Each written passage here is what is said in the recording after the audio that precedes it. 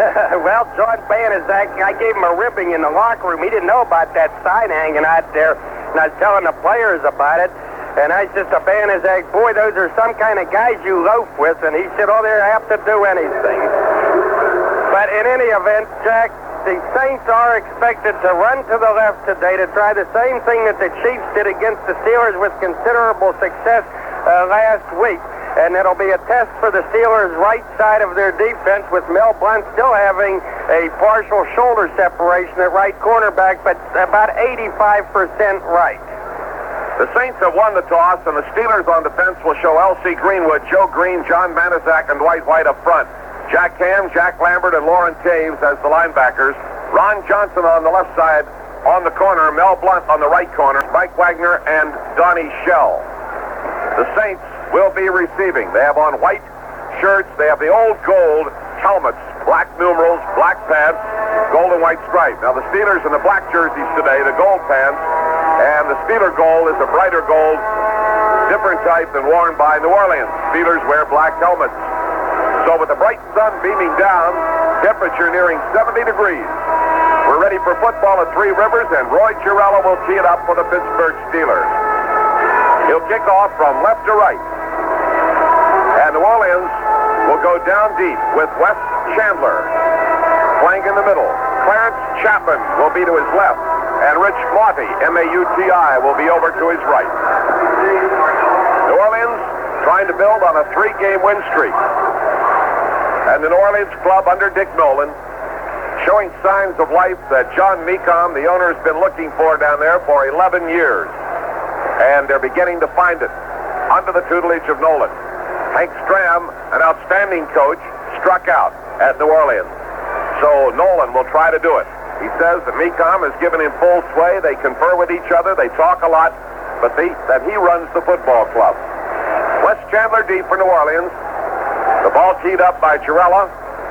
They're apparently not ready to go. Roy comes up and looks at the ball again. Girella ready. Here it comes. Left to right. High. Down near the goal line at the 2. Chandler with the ball over the 5, the 10, the 15.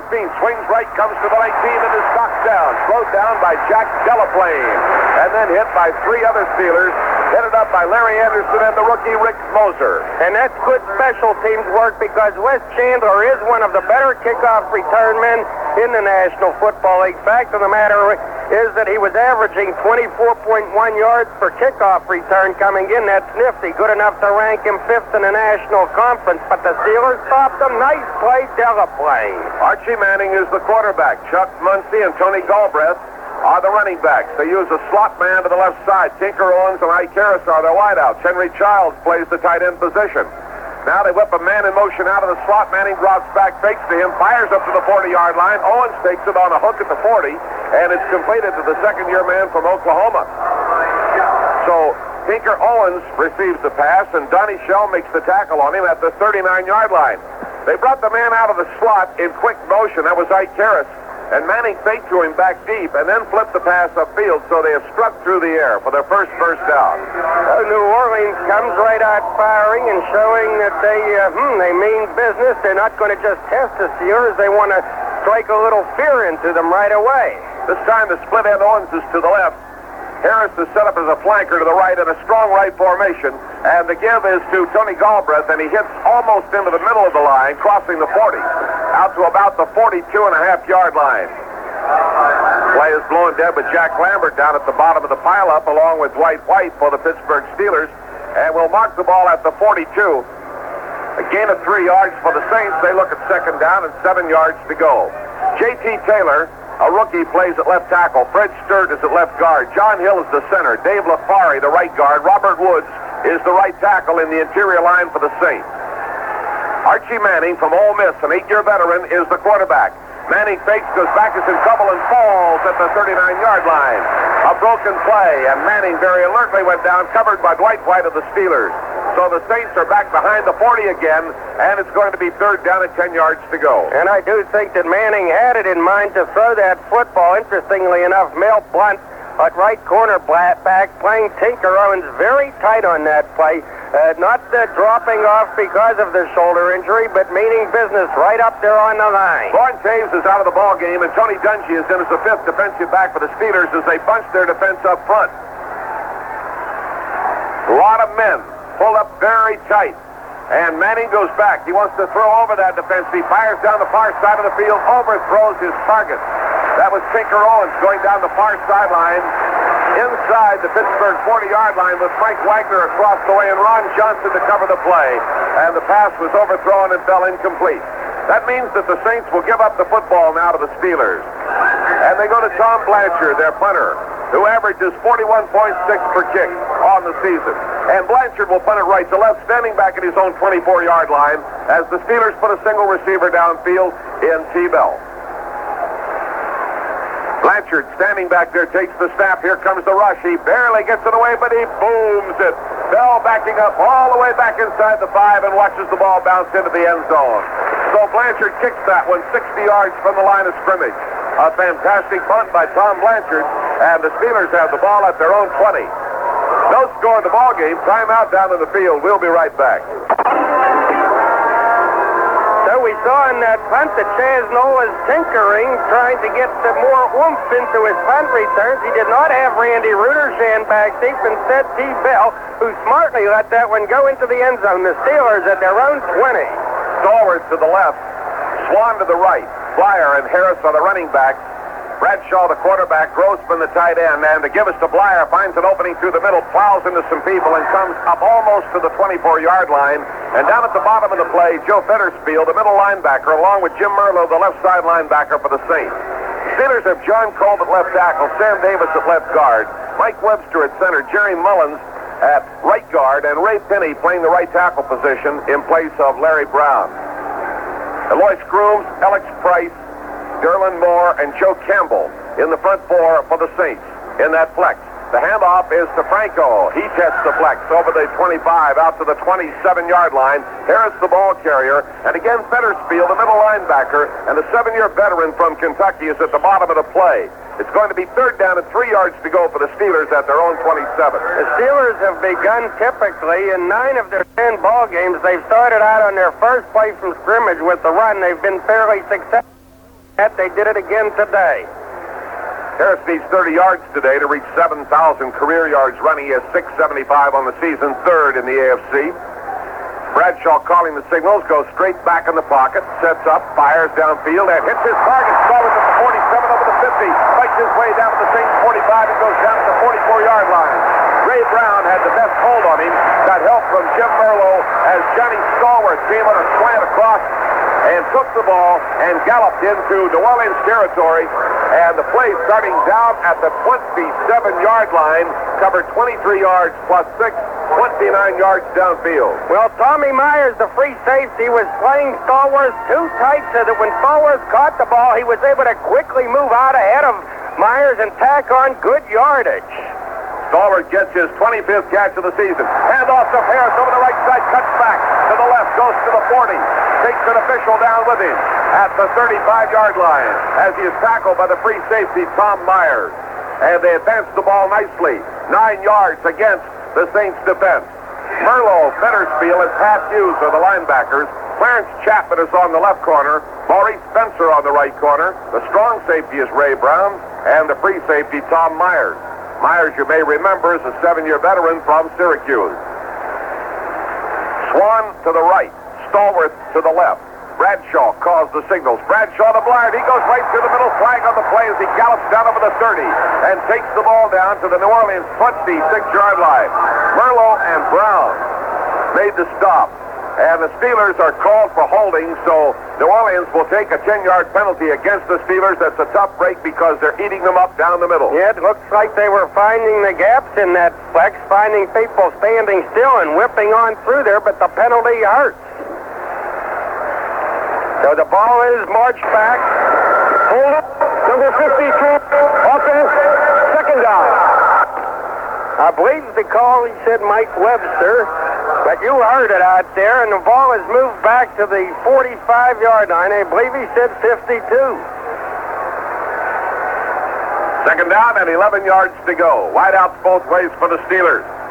Split backs are Blyer and Harris. Bradshaw dropping back. Swing pass to the right to Harris at the 40 and over the 45. The 40 picks up a great block. Goes over the 35 and down to the 30. Got the block from Jerry Moon Mullins at the 42 as Franco went to the 30-yard line. Stopped by Derlin Moore and Ray Brown. A beautifully executed swing pass to the right side, and cutting over there to give him the key block was Jerry Mullins, the 8-year veteran from Southern California. You betcha. He had another blocker out there in front, Mike Webster, but Mullins put a good block on Jim Merlo, the linebacker, and flattened Merlo. So, okay, the Steelers are really attacking. Harris gets his 12th reception of the season. First down 10. Wideouts both ways. Bradshaw giving the ball to Harris, and this time they were ready and waiting at the 30-yard line as Franco is hit by the middle linebacker, Fetterspiel, who plays up in there and falls forward near the 28-yard line. I guess they'll mark it at the 29, so it's a gain of less than a yard. Second down, about 9.5 yards to go for the Steelers. They are inside the Saints' 30-yard line. There is no score.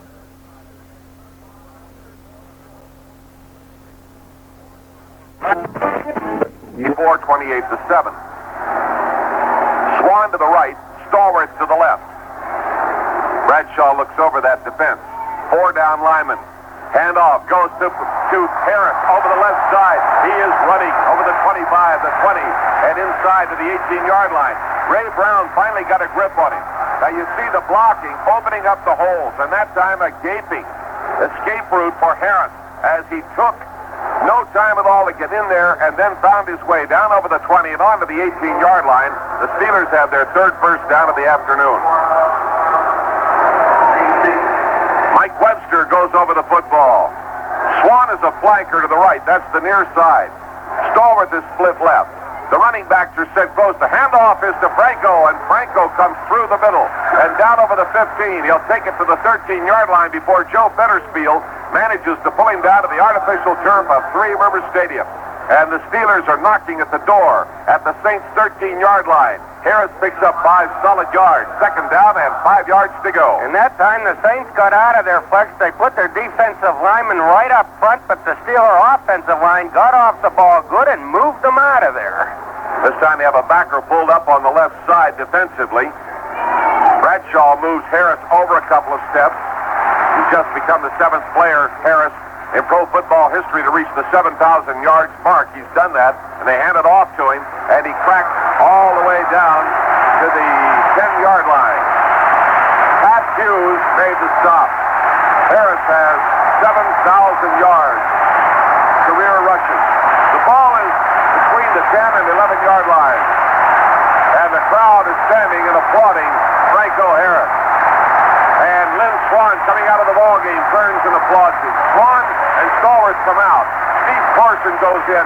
Sidney Thornton goes in, and the Steelers will go to 2 tight ends, and their short yardage offense, third down and 3 yards to go. Just outside the Saints' 10. Thornton is the wing back to the right. The handoff goes to Blyer, trying to run off the right side, and he's tripped up at the 10-yard line. Ray Brown made the tackle. So they stack up the play at the 10-yard line. The Steelers are 4th and 2, and here comes Girella. Yes, this has been Noel's pattern in recent games. He doesn't want to come away from there without any points at all. So Girella will have an easy chip shot. I might point out that only Jim Brown and O.J. Simpson gained 7,000 yards their first 7 years, as Franco now has done. So he joins select company indeed. Girella's going to go for a 27-yarder. In that range, he has made 2 for 2 on the season. Craig Colquitt, the rookie from Tennessee, is the holder. At the 17, it's down. Girella kicks it up there high enough, long enough. It's good. Girella from 27 yards out, and the score is 3-0 Pittsburgh. Steelers football continues after this timeout. Had been dozing, you might say, in recent weeks, but they really took it to the Saints starting at their own 20-yard line on that scoring drive. Bradshaw threw only twice, completed them both. Good running by Franco in particular. The Steelers lead 3-0 in the first period. Wes Chandler's down deep again for the New Orleans Saints. Clarence Chapman is to his left, and Rich Maudie is to his right. Girella takes time to tie his shoe, and he's ready to kick it off again. Chandler's 5th in the NFC in kickoff returns, averaging 24.1 per return. This one is hooked over to the far side, bouncing out of bounds around the 14-yard line. So Girella hooked that one to the far side, and the ball in front of Rich Monty, the second-year man from Penn State, went out of bounds. The Steelers will be penalized 5 yards for illegal procedure, and that will bring the ball back to the 30-yard line, and Girella will kick it off from that point. That fellow Rich Monty, by the way, the ex-Penn Stater, has been phenomenal on the Saints special teams going down under kicks. He's had 19 unassisted tackles, and the season is not nearly over. Hey, a reminder for those of you listening to WTAE in Pittsburgh, be sure to stay with us after the game for Steelers Hotline. This year, after every home game, we'll open the phone lines for you to call in and talk Steelers. Jack Flemming and I will be in the Steeler offices with Bob Koppler back at the studios. Join us for our all-new Steelers Hotline right after this game. Monty was not used very much to go down under kicks when he played for Penn State, interestingly enough, but that's because they used him in many other ways, as a wide receiver, for example, and running back kicks. But he made it with New Orleans as a free agent last year, and they're real happy with him. They call him Harry Hustle.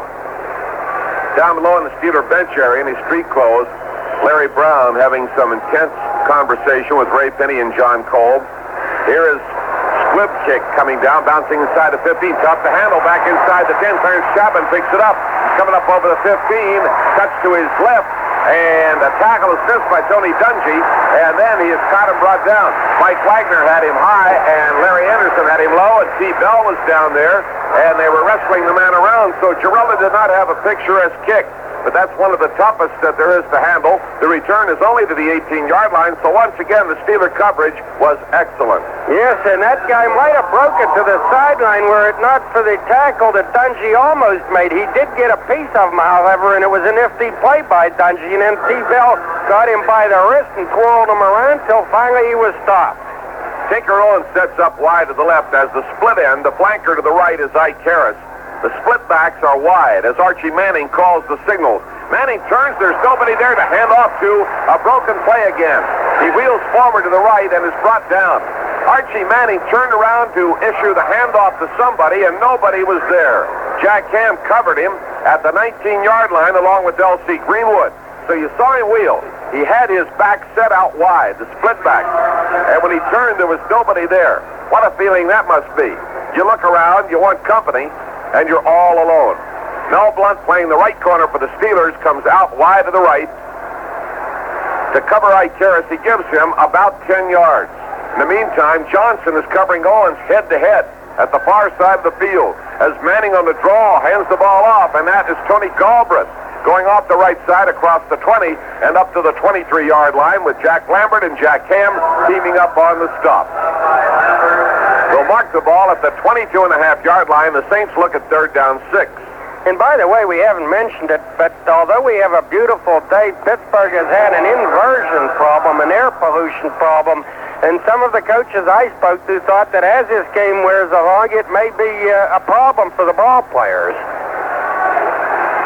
They're down at 6 yards to go. The Steelers have an extra defensive back in there, Tony Dungy. A little stunning by Jack Lambert.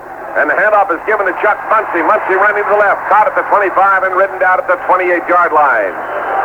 Muncie came very close to getting the first down before Lambert encountered him. Muncie is a third-year man, 6'3", 220, played at Cal, and he got the first down. So Chuck Muncie picks up enough yardage for the first down, and the Saints from their own 29-yard line, 1st and 10. Well, big Tony Galbraith, he's 230, was trying to take Jack Splatt out of this play, but Jack hung in tough to make the tackle, even though they did get the first down. Saints send a running back, Muncie, in motion out to the right. As Manning fakes, drops back deep, looks, he's got Muncie out. No, he's got the tight end, Henry Childs, out there. Hits him in the right flat, and he's immediately snowed under at the 32.5-yard line. Jack Ham played him well. Henry Childs was drifting out in the open. He's a big guy at 6'2", 220 in his 5th year from Kansas State. And so Manning went to him, and immediately he was brought down. The gain is short, about 3.5 yards. Manning now 2 for 3. The Saints trail the Steelers 3-0. We've got a little less than 4 minutes remaining in the first period. John Banaszak is out of the defensive line, and Steve Furness, the 7-year veteran from Rhode Island, is in there at right tackle. Steelers with 4 down linemen. Taves pulled up on the right side, very tight.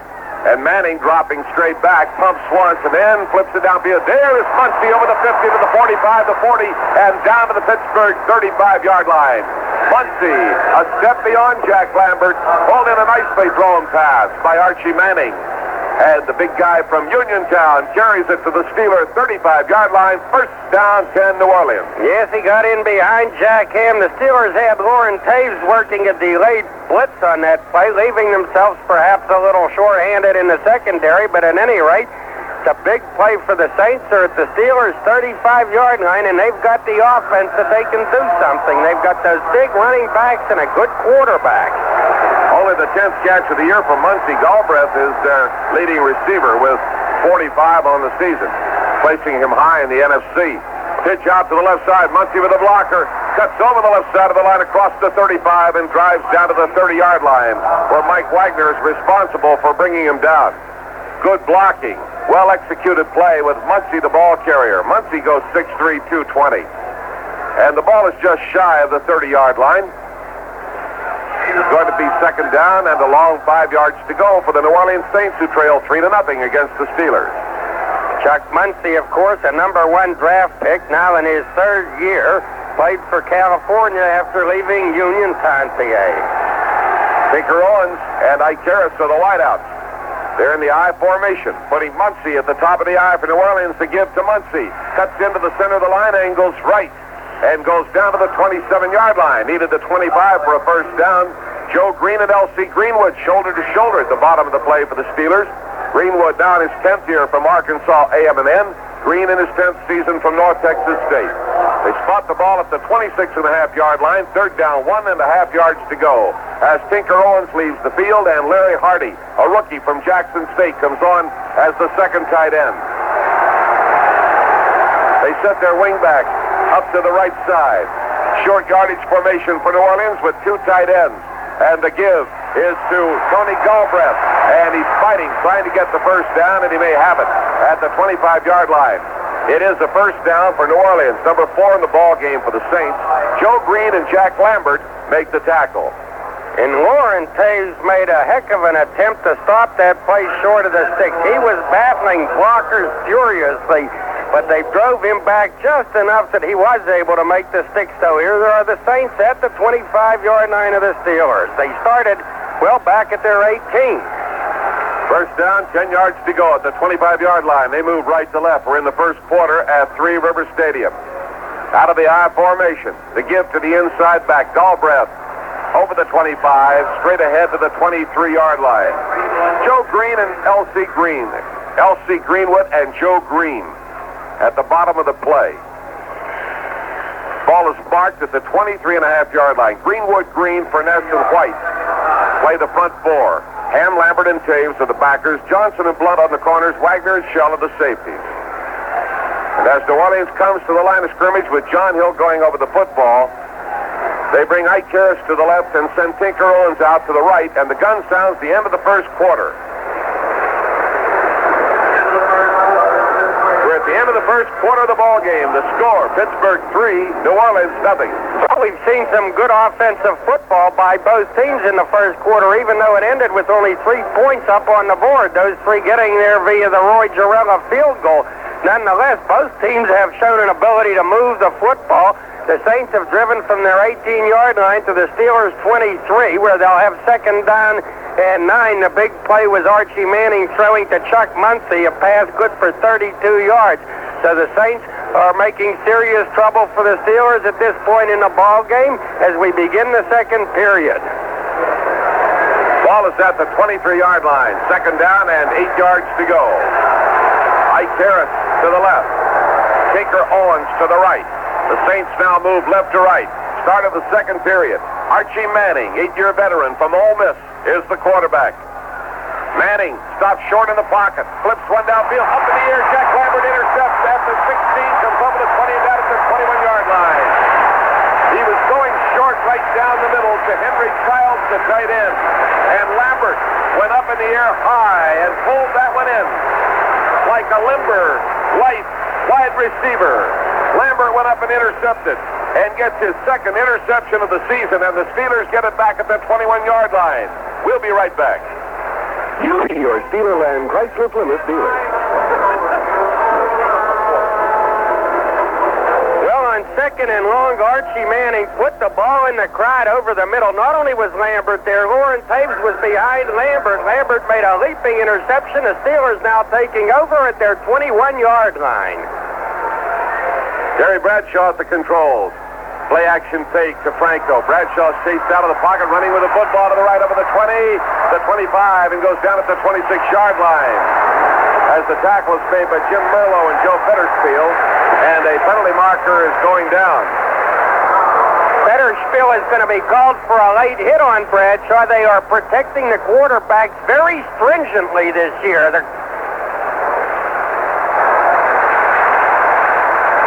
The calls, as a matter of fact, for late hits on quarterbacks, I just happened to read in Sports Illustrated, are up 59% this year. I was hoping Bradshaw would go down. He's got that bum arm, and he did fall down, but they landed on him anyhow, and they get the call. Personal foul, unnecessary roughness, number 58, defense, first down. So Joe Fetterspiel is assessed a penalty, and it moves the ball out to the Pittsburgh 42-yard line.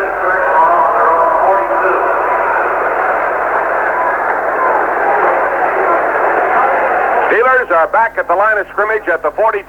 The quarterback is Bradshaw. First down 10 with flyer in motion. The pitch out goes to Harris. He's trapped running to the right, and he's going to be nailed. He could not find the corner as Jim Merlo and Ray Brown trap Franco Harris back behind the 40-yard line, and they will mark the football at the Pittsburgh 36-yard line.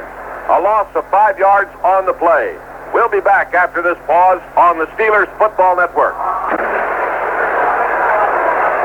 Second down at 15 yards to go for the Steelers at their own 36. Bradshaw drops back, flips it out to the left. Franco on the swing at the 35, has 2 men in front of him at the 40, and is knocked out of bounds at the 42-yard line. He was trapped, and Pat Hughes got to him as Joe Fetterspiel helped corner him at the near side of the field. And Harris brings it back to the 42-yard line, and they're looking at third down and 10 yards to go. Bradshaw, with 2 completions to Harris, is now 3 for 3 on the afternoon, and Franco has his 12th and 13th receptions of the season. At the near hash mark, the running room is to the right. This time Stallworth is in the slot to the right side, and Bradshaw is looking again. Going deep for Swan, and 20 is out there overthrown. Swan inside the 20 got beyond Clarence Chapman, but the ball was about 3 to 5 yards beyond Swan, and it falls incomplete. Oh, he had the big 6 there. Yeah, Chapman was beaten, but Bradshaw overthrew Swan considerably, and that would have been a sure 6 points. That would have been a 57-yard touchdown play. Bradshaw was getting good protection against the 4-man rush, but he just overthrew Swan. Greg Colquhoun is on the punt for the Steelers, averaging 40.1 per kick. Wes Chandler downfield for New Orleans. Colquhoun, bad kick. Coming out of bounds on the near side of the field. Wowie. He hooked that one out of bounds at the New Orleans 30-yard line. So for the line of scrimmage, just 28 yards. Steelers football continues after this timeout.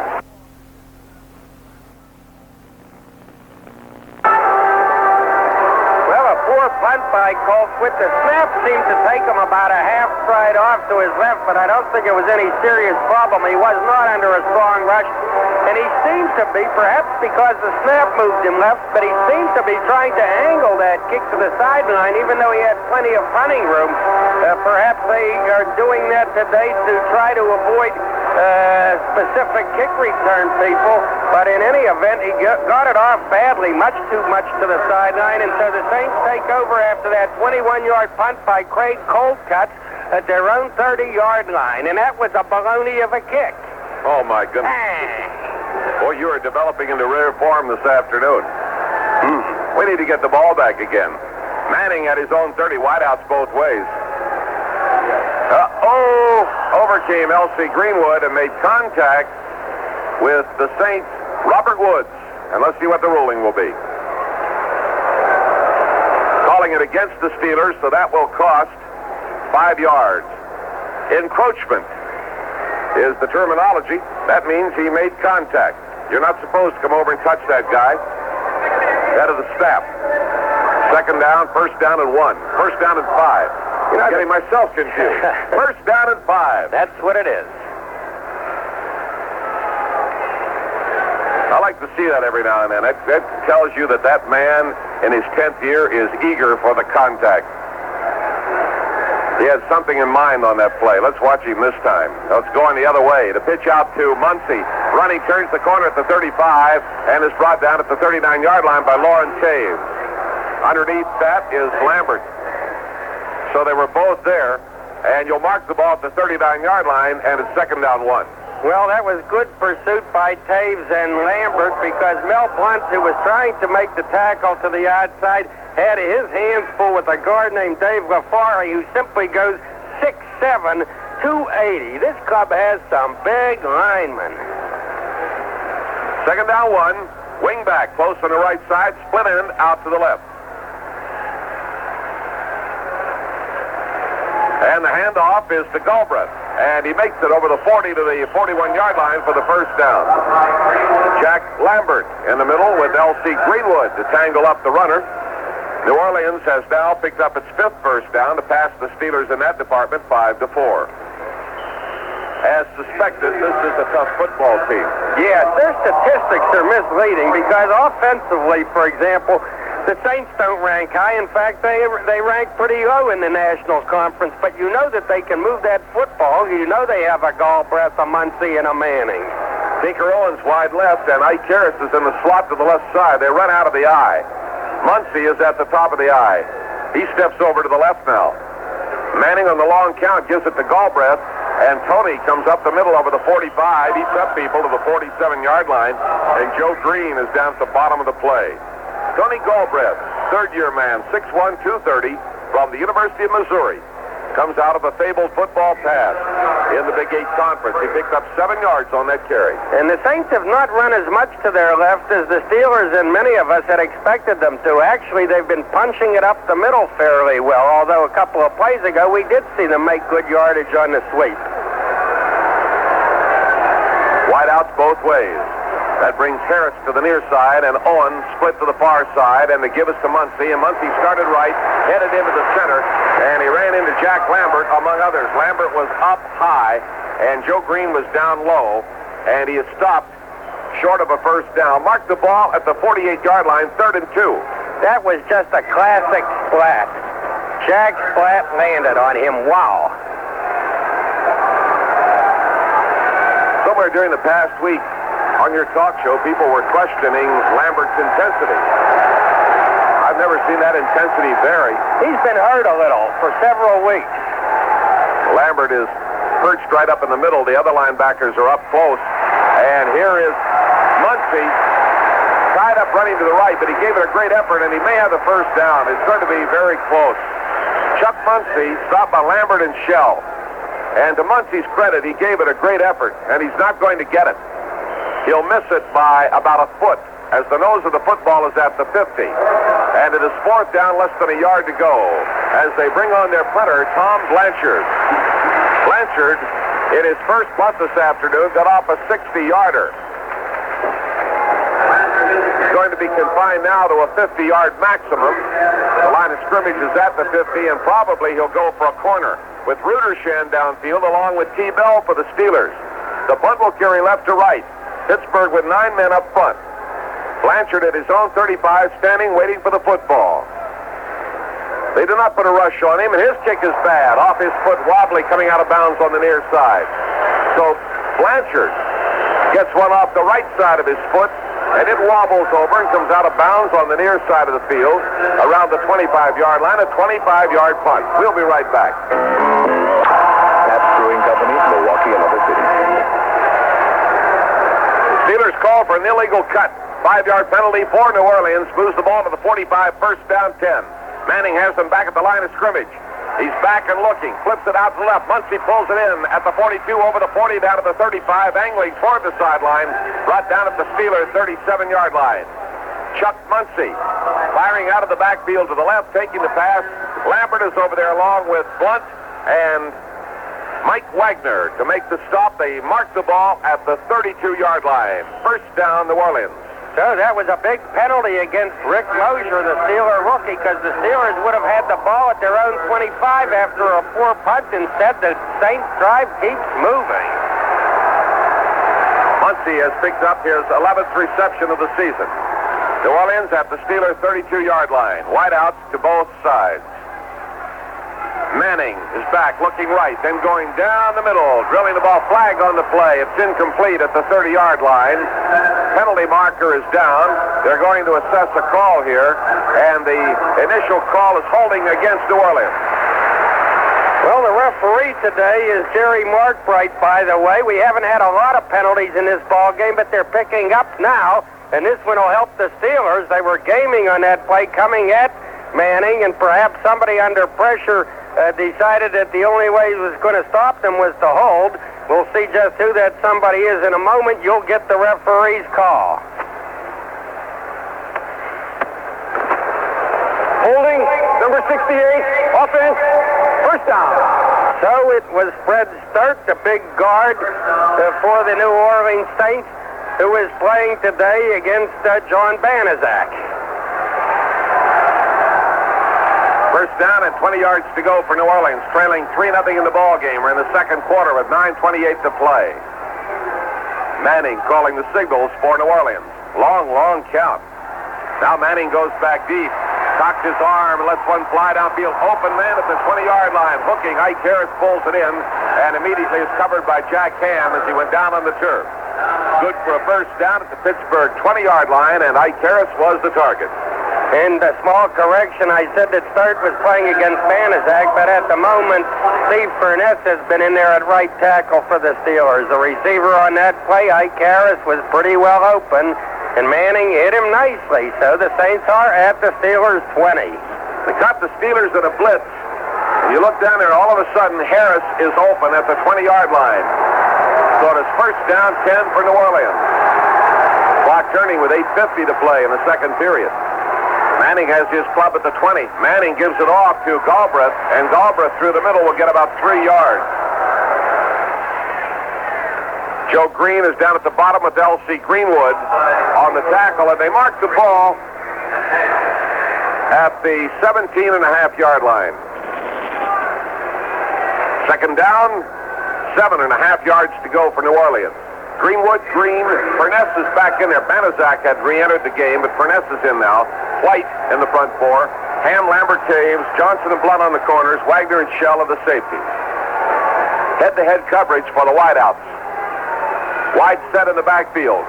Manning with maximum protection is back there. Gets rid of the ball. Down to the 10. Open man. Pulled in by Harris, and he fights his way down to the 5-yard line. Harris comes down and is wide open at the 10. Mel Blunt and Donnie Shell make the stop. And New Orleans has advanced the football to the Steeler 5-yard line. Yes, Ike Harris doing a little curl into the middle there as Dwight White was putting some pressure on Archie Manning. The Steelers have not been able to get a lot of pressure on him. They lead the Saints 3-0 on a chip shot field goal by Roy Girella in the first period, but the Saints are now at the 5-yard line of the Pittsburgh Steelers.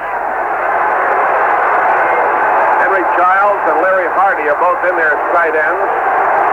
Actually, Hardy sets up as the wingback.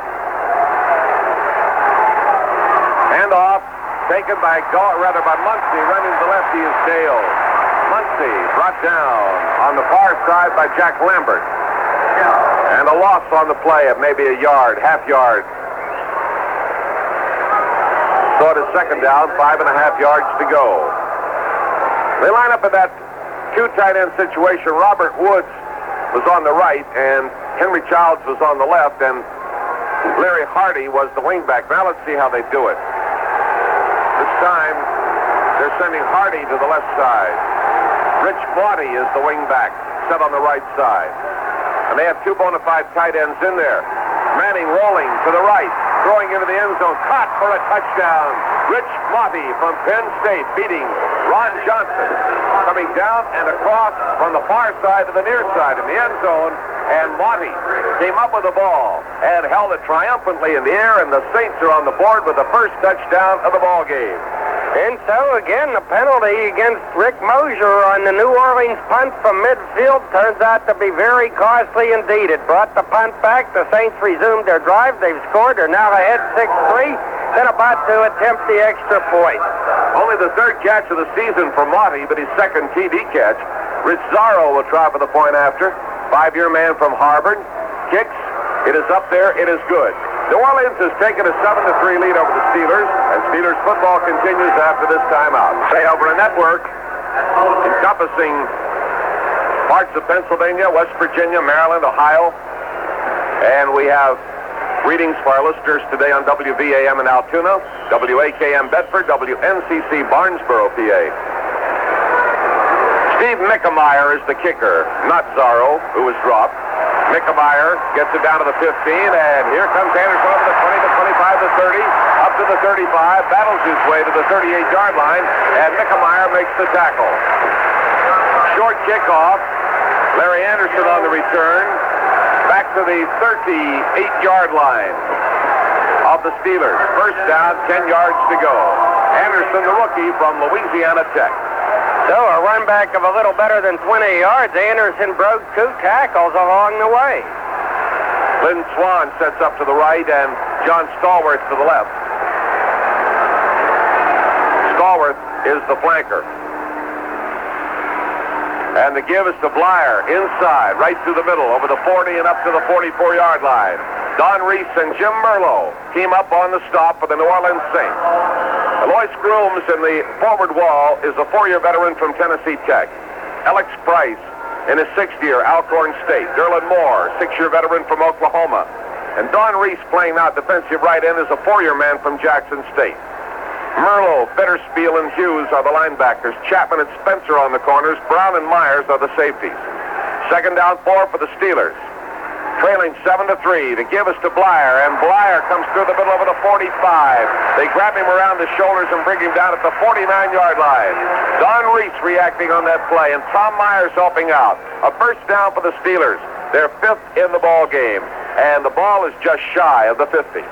And the Steelers have run the ball well here today. The problem has been that they haven't had it often enough because the Saints have controlled the football the majority of this first half that has 5.5 minutes remaining. The Saints leading 7-3. In the backfield are Rocky Blyer and Franco Harris for Pittsburgh. Terry Bradshaw is the quarterback. The formation is strong left. He sets them. Gives the ball to Blyer. Again, the hole is there. And Blyer on a cross, buck crosses the 50, the 45, and down to the 42-yard line. Jim Merlo and Ray Brown. So Bradshaw apparently is doing a superb job of calling the plays, possibly audibleizing at the line of scrimmage and looking at this defense. And he is finding running room for Blyer on this series. A 9-yard gain. Second down and 1. New Orleans on top, 7-3. Bradshaw sets his club again. And to give to Blyer. Big hole for Blyer. And he goes through, down to the 35 and onto the 34, but the penalty marker goes down behind him. Rocky Blyer had the first down and then some. We have a holding call against the Pittsburgh Steelers. Wow, the Steelers have been finding a big hole just to the right of center Mike Webster, and they have really been exploiting that. But this time, although the Rock find it again,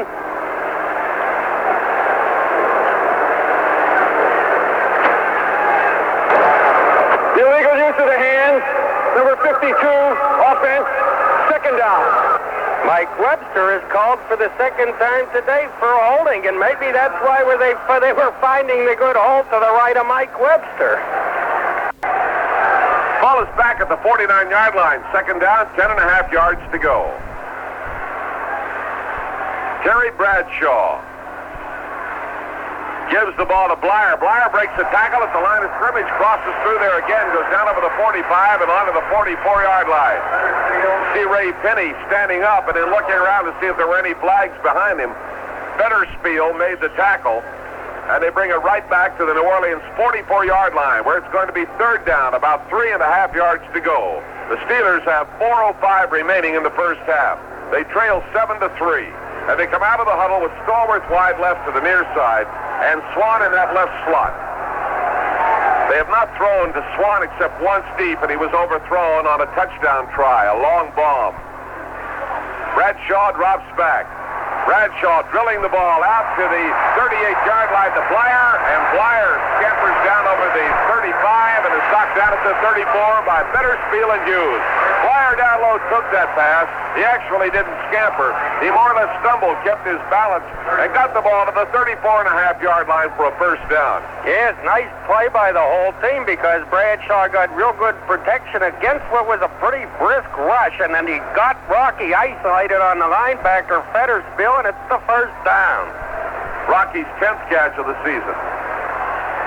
Bradshaw stopping short in the pocket, firing out to the 30 at the near side to Stallworth. Stallworth fumbles the football, and I believe New Orleans has it.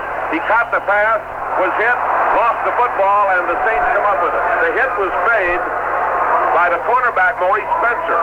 The ball shot up into the air, and Tom Myers came over and scooped it up on the bounce, and the Saints have it back at their own 34-yard line. Yes, he threw the quick pass out to the sideline to Stallworth, who caught it on his knee, and then he got up because he had room to run, but he took the hit, and he lost the football. It popped into the air, and Tommy Myers, the safety man, came up to catch it in his belly just before being knocked out of bounds by Stallworth.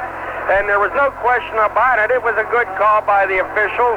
Myers was in bounds and did have possession of that football. So the Saints, with the turnover here, the first one that they've taken advantage of.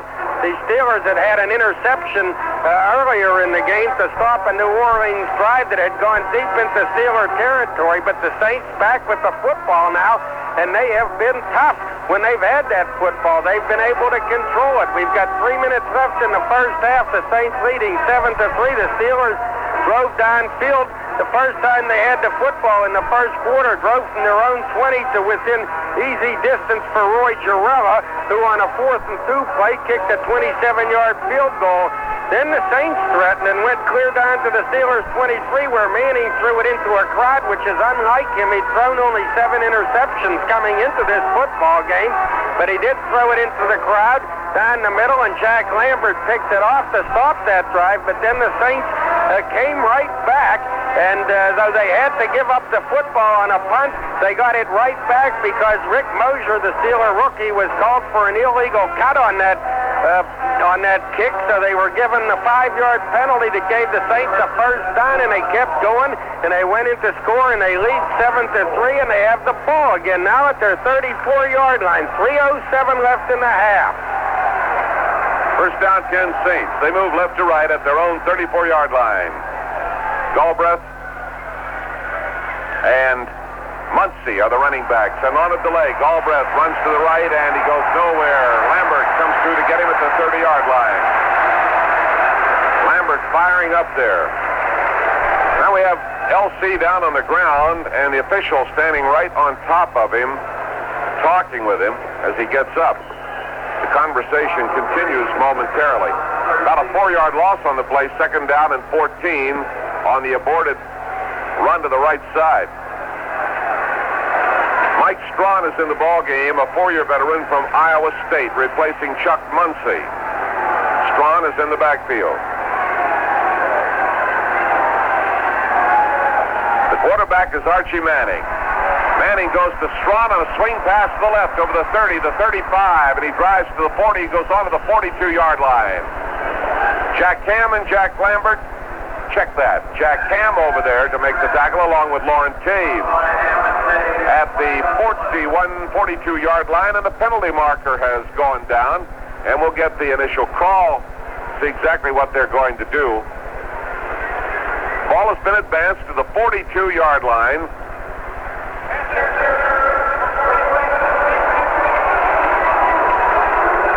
Interference against Pittsburgh is declined. Yes, interference against Mel Blunt, and the Saints turn it down.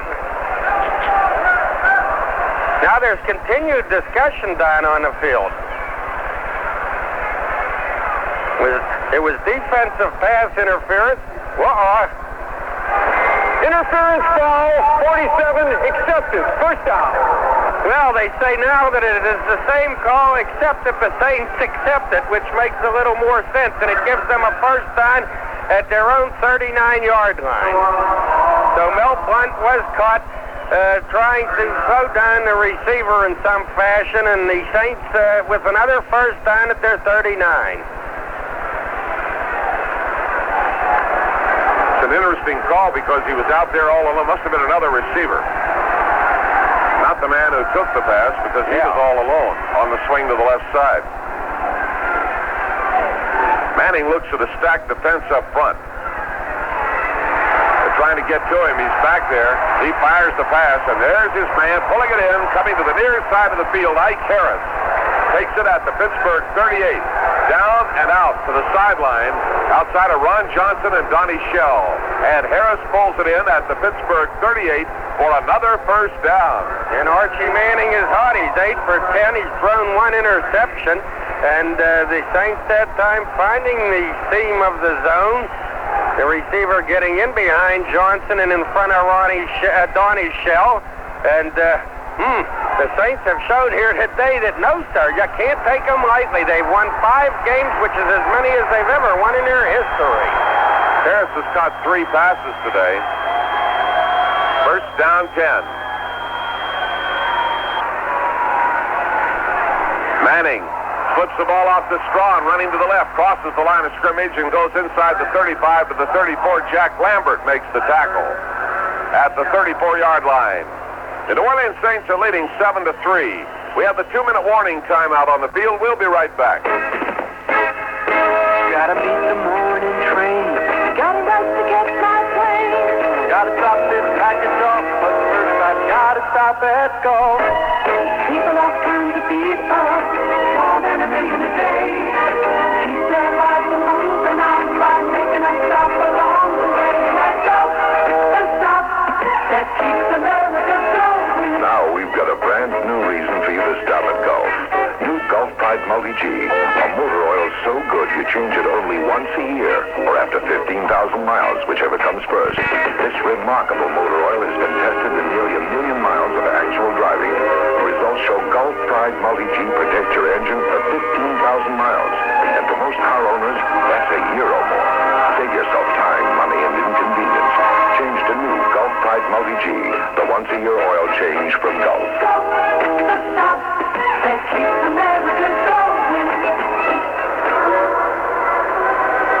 Well, the New Orleans Saints, who came into this ball game 5-4 and very much in contention for a playoff spot, a wild card berth, are taking it to the Steelers. They now have 2nd down and 6 at the Steelers' 34-yard line. The Steelers are going to have to get more pressure on Archie Manning somehow. They tried a blitz and got burned at one point in the Saints scoring drive.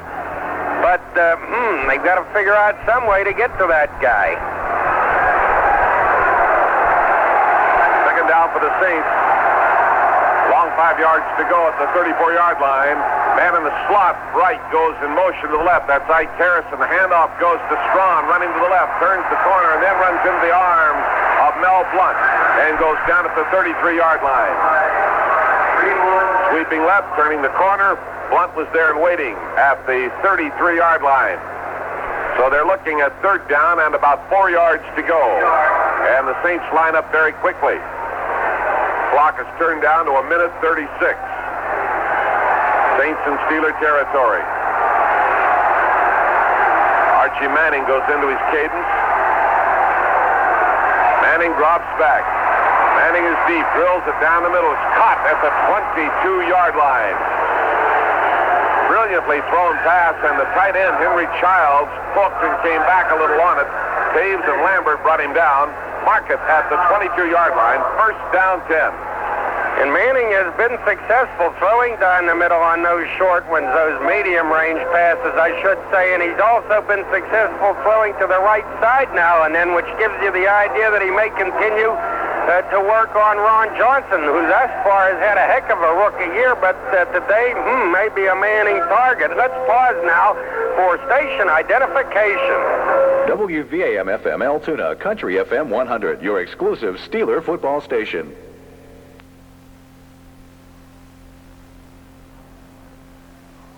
All right, the Saints with the first down at the Steelers' 23-yard line, and they have 2 timeouts remaining. We've got 1 minute and 20 seconds left in this first half. And timeout is still in effect down on the field. And the Steelers' defense, I might point out, has had to play a lot of football in the first half, so they better have some gas left in the second. This reminder for those of you listening to WTAE in Pittsburgh, we invite you to stay with us after the game for Steelers Hotline. We open up the phone lines for you to call in and talk Steelers. Myron and I will be in the Steeler offices with Bob Koppler at the studios. We would like you to join us for Steelers Hotline right after this game. New Orleans with a 1st and 10 at the Steeler 22-yard line with 1 minute 20 remaining to play in the first half. New Orleans leading 7-3 out of the I formation. Manning hands it off, and beautifully, Galbraith comes through there on a draw and comes down over the 15 and onto the 13-yard line. Donnie Shell made the tackle. It's going to be a yard short of a first down, a 9-yard gain on a handoff to Galbraith. They line up quickly again. Clock down to 55 seconds. Second down 1. And again, it's Galbraith over the left side, cutting back to the right and going to the 10-yard line. He has a first down. That will be the 14th first down as L.C. Greenwood made the tackle. The ball is at the 10-yard lines, and New Orleans stops the clock with a timeout call. And the Saints are hammering that Steeler front line today, no question about it. They have the 2 big backs who were their first and second choices in the draft a couple of years ago. That would be, of course, Muncie, who was drafted number 1, and Galbraith number 2. And those are big punishing backs. And that time, Galbraith going swinging to the left a little and cutting back against the grain and easily getting the first down, moving down to the Steelers' 10-yard line. They've got 49 seconds remaining. They still have another timeout, so the Saints have plenty of time to get that football in there. And if they were to go up on the Steelers 14-3 at halftime, as J.D. Fogarty mentioned to us during a timeout a few moments ago, wow, the Steelers would have some kind of an assignment coming back. They've been able to move the ball today, the Steelers, but they simply haven't had the ball that often to pile up some points. And, of course, it was a John Stallworth fumble that set this drive in motion. So some bad breaks have given the Saints the wherewithal to put points on the board, and they did it once, and now they may be about to do it again. They look unstoppable on this drive. Dennis Winston has entered the lineup after a long conference. Lambert was on the sideline talking with George Perlis. Banaszak comes out, an extra linebacker at the 10-yard line. First down 10. Fake by Manning, flips it to Muncie, running to the right, and Muncie is brought down on a cross-body block at the 11-yard line by Jack Ham. Jack Ham threw a cross-body block on Chuck Muncie, running to the right, and brought him down right along the 10-yard line. And the clock turns again. They're down to 28 seconds. New Orleans wide in both directions, and Manning calling the signals. Here's Manning dropping back and firing one toward the end zone, and it is broken up by Mel Blunt. Going for Ike Harris. Laid it over there right on the money.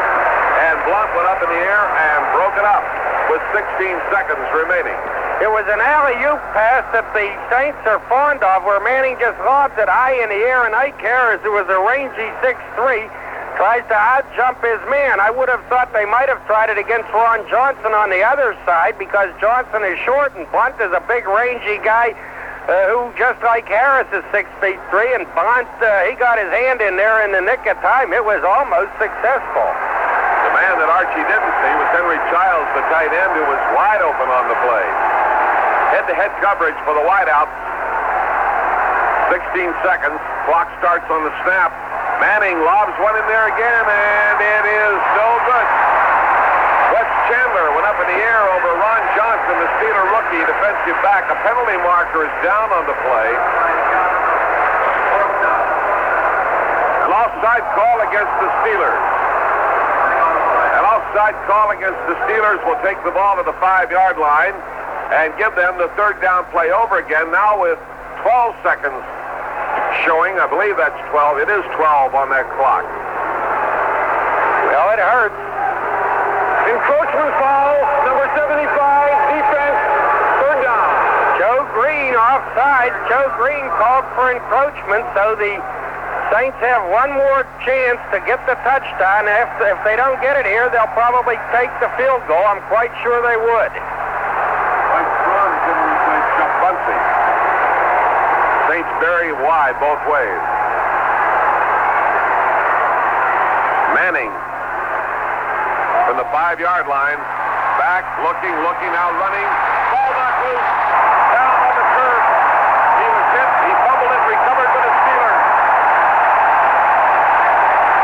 Hit by Joe Green. Banaszak was in there. Lambert was in there. Green hit him. Bobbled the ball loose, and Green recovered it. 4 seconds remaining to play in the first half, and the Steeler defense giving Archie Manning fits as he could find no one to throw to, and then he was hit, and the ball bobbled up in the air. Green recovered. Yes, Ham was at him, and then Taves was at him, or maybe it was vice versa. In fact, it was. It was Taves first, and then Ham, who I do believe knocked the ball loose. Joe Green got it. The Steelers escaped from their predicament. 4 seconds left. First down 10. Bradshaw will go down on the turf of the ball, and time will run out. So we're at the end of the first half of the ball game with the score: New Orleans 7, Pittsburgh 3. Myron, go comments on the first half in a moment. Well, it turns out here at halftime at Three Rivers Stadium, and the Steelers trailing the Saints 7-3. It turns out that Joe Green's offside infraction, his encroachment on a third down play in the closing seconds of the first half, was a lucky break for the Steelers. It happened on a play where Manning had thrown incomplete into the end zone. Surely the Saints would have then, had Joe not been offsides, they would have then tried the field goal and almost surely would have made it, because even though they've had a lot of trouble kicking field goals this year, they were within easy chip shot range. But at any rate, given another down, the Saints still had third down. They decided, of course, to try for that touchdown from 5 yards out. And Archie Manning took a short drop back and finally found himself surrounded by Steelers. They had not been putting much heat on Archie in the first half, but this time they did. Taves was coming from Archie's left and Ham from Archie's right, and Ham knocked the ball loose, and Joe Green, who had been a goat just a play ago, Joe Green fell on it, got up, and delirious with joy, spiked the football, and it took the Steelers out of a situation where the Saints seemed almost certain to come away with at least 3 points. The story of the first half from the Saints side has to be that they have gotten out on top of the Steelers, mostly because Archie Manning has been hitting those passes. Actually, the Saints with the two big backs have gained very little yardage on the ground. Chuck Muncie has only gained 13 yards in 4 carries, according to our unofficial statistics, and Tony Galbraith, the big fullback, has gained only 19 yards on 7 carries. So you can see that they have not seriously hurt the Steelers on the ground, but Manning has kept the Steelers with their backs to the wall, throwing to Ike Harris one time, then to Childs, Henry Childs, or to whomever. So that has been the pattern of the first half, with the Saints largely possessing the football. Bob Koppler is standing by with all the scores from around the league on the halftime scoreboard in just a minute. Feel the seconds, feel each minute, as the day goes by, feel yourself in it. It's a good day to up and fly away. It's so easy to do. Eastern's got the right time and the right way.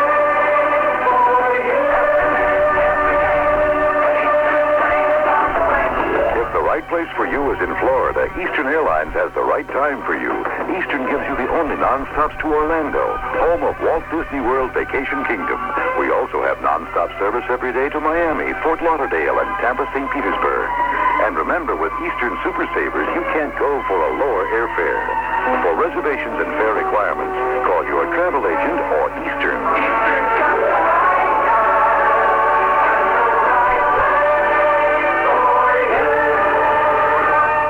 Good afternoon, everybody. This is Bob Kompler with highlights of the first half and news of the National Football League. This afternoon's game between the Steelers and the Saints coming to you from Three River Stadium in Pittsburgh, where New Orleans is leading the Steelers 7-3 at the half. In the second period, New England leading Buffalo 7-3. Philadelphia has a 7-3 lead over Green Bay in the second period. Seattle 7, Chicago nothing in the second period. Atlanta has a 7-3 lead over San Francisco in the second period. Detroit and Minnesota are scoreless, that game in the second period.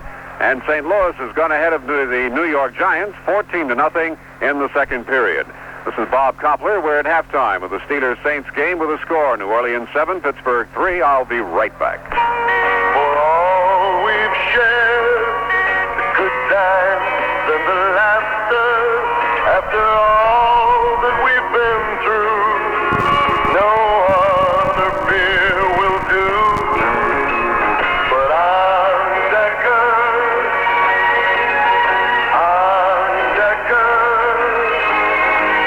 We go so well together, me and you.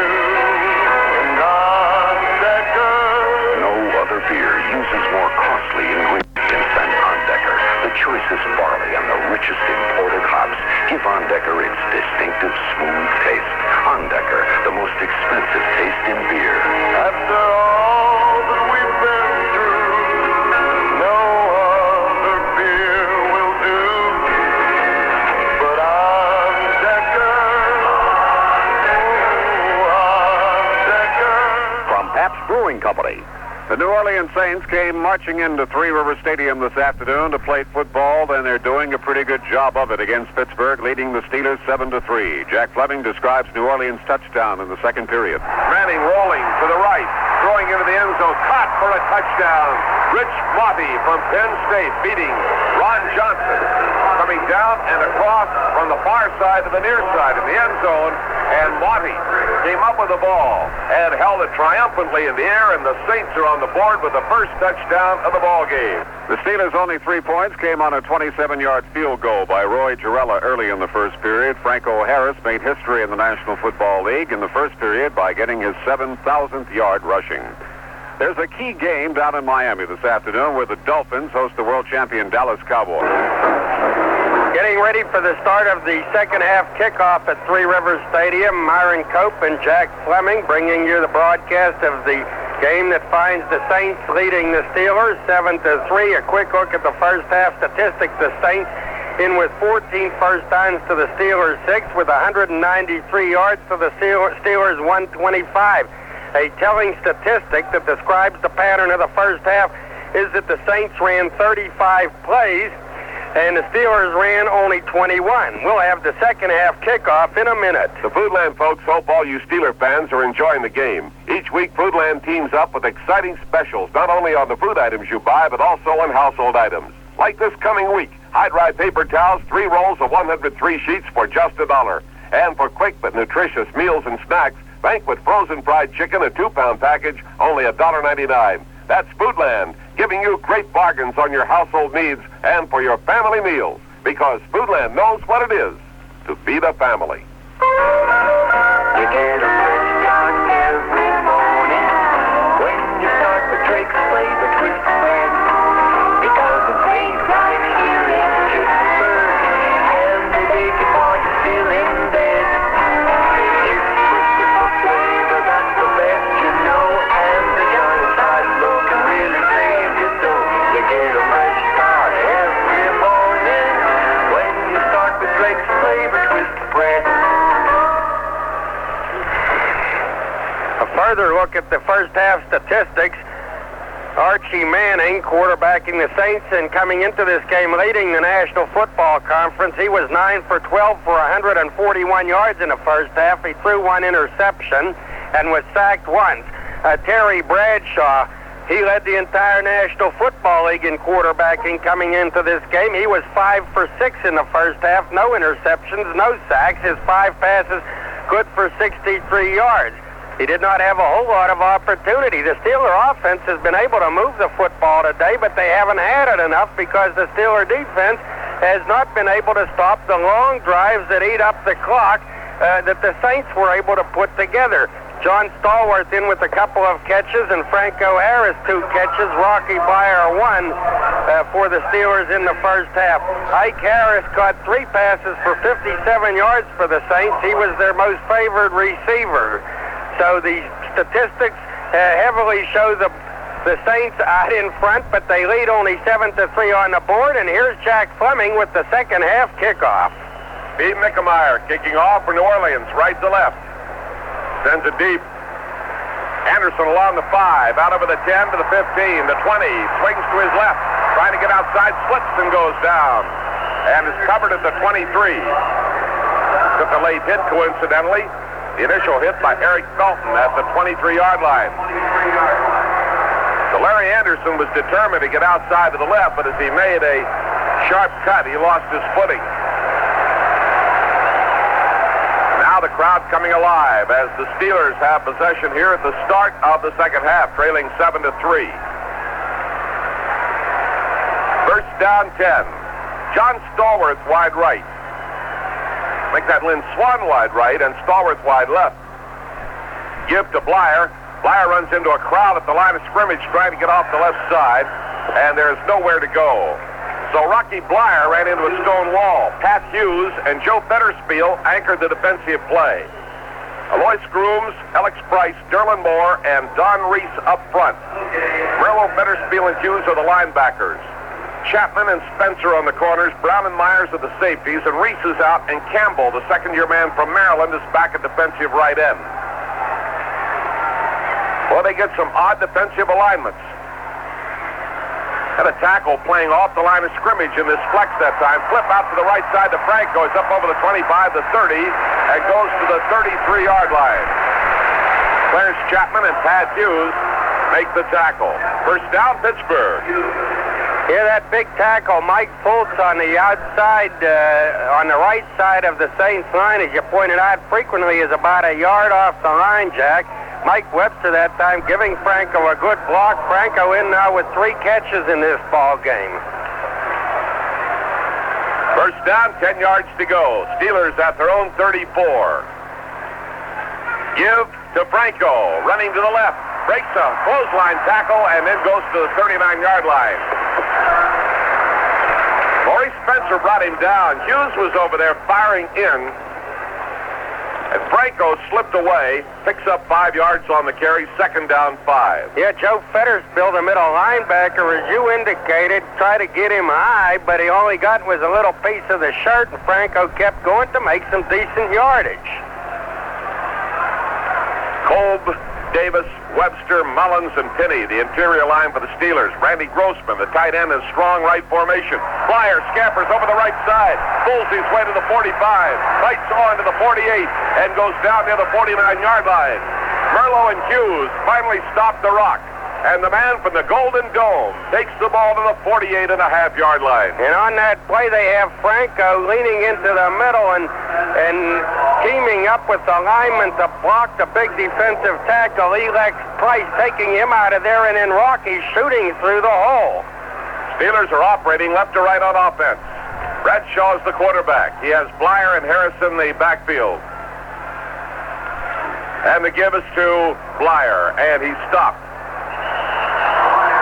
Bleier running that time a little bit to the right, gets to the 50-yard line, and Fetterspiel was there. 6'2", 230, 7-year veteran from Kentucky. Pillar of strength in a defense that is coming just as sure as good football teams develop. This one has been developing over the season. Dick Nolan has fired the imagination of these players. They believe in him. Danny Abramowitz talking to him at halftime, the former Saint, now a broadcaster, said they really believe in Nolan. Bradshaw back, he's going deep. Swan flagged out on the play. Swan trying to catch the ball inside the 10, broken up by Clarence Chapman. The penalty marker was down well behind Swan. Could be interference on another potential receiver, and we'll get the initial indication on what happened. An interference call against the New Orleans Saints, and that is going to help. Stallworth was the man interfered with. And Bradshaw that time getting outstanding protection against a four-man rush. Here's the call from Mark Breitbart, the referee. Illegal contact foul, number 29, defense, first down. So they call it against Maurice Spencer, cornerback Maurice Spencer, illegal contact. The Steelers at the 44-yard line of the Saints with a first down. First down, 10. Steelers trot back up to the line of scrimmage. Beautiful day at Three Rivers Stadium in Pittsburgh, but the score is New Orleans 7, the Steelers 3. And to give to Harris, and he slashes just to the left side, found the opening.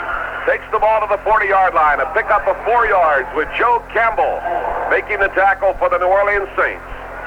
Campbell goes 6'6", 254, a lot of size. You betcha. And of course, on that penalty, what you have is not the downfield interference, else the ball would be down there, but you have the illegal chuck in the 5-yard zone, I suppose. Joe Campbell was a first-team All-American in 1976.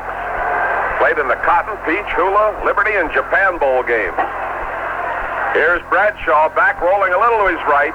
Now flipping it short down to Grossman at the 40. He's to the 35. And Grossman is gang tackled at the 33. Dumped by Pat Hughes at the bottom of the play.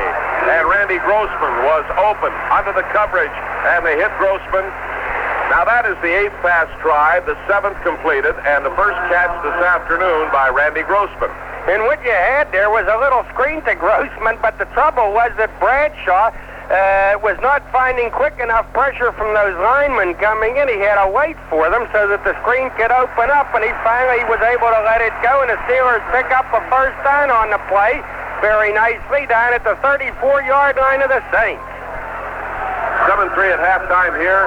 New England 7, Buffalo 3, Atlanta 7, San Francisco 3, Philadelphia 7, Green Bay 3. All at halftime. That titillated the imagination of Lou Kreck, and he pointed it out to me. Strong right formation. Here's Bradshaw coming to the sideline area to Swan and hit it out of his arm as he was hit hard. Took a good lick from Ray Brown and Clarence Chapman, and they knocked the ball loose from the youngster from Southern California at the 23-yard line. But I think Swan would tell you he should have had it. He pounded the turf, and he should have had it. It hurts. Bradshaw now is 8 for 10. He's working up some fancy stats here. But Swan perhaps tried to get going with that football. Perhaps it was because he was hit. But in any event, it was there, and he should have hung on. He usually catches those. Second down and 10 yards to go. Again, the Saints give you the flex look. And the handoff is to Blyer going over the right side of the line. Crosses, goes down to the 30 and on to the 28-yard line. Ray Brown and Tom Myers, the safeties, coming up to make the play on Rocky Blyer. And will spot the ball at the New Orleans 28-yard line. Gain of 6 yards, third down, 4 yards to go for the Steelers, trailing 7-3 at the New Orleans 28. And trapping the big tackle, Elex Price, as that Rocky sails through a nice opening. Swan wide right. Stallworth to the left. And Bradshaw is back. There's Blyer, and he underthrows him. Blyer came out of there and was open at the 24-yard line. Just enough yardage for the first down. Tom Myers came over to cover a little bit late. We'll be back after this pause on the Steelers Football Network. You're listening to Steeler Football 78 on WVAM-FM, Altoona, Country FM 100.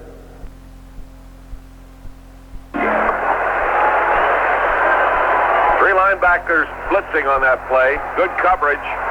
Blyer was the open man, but Bradshaw hurried it too much and underthrew him. They're going to go for it on fourth down, 4th and 4. Slot right formation. Stallworth in the slot. Bradshaw backs up. Now he fires down to Swan. Swan makes a great catch to 13 over the 10 and dives down to the 6-yard line. Went up over Clarence Chapman in the air and made an impossible catch. Swan pulled it in. The impossible catch.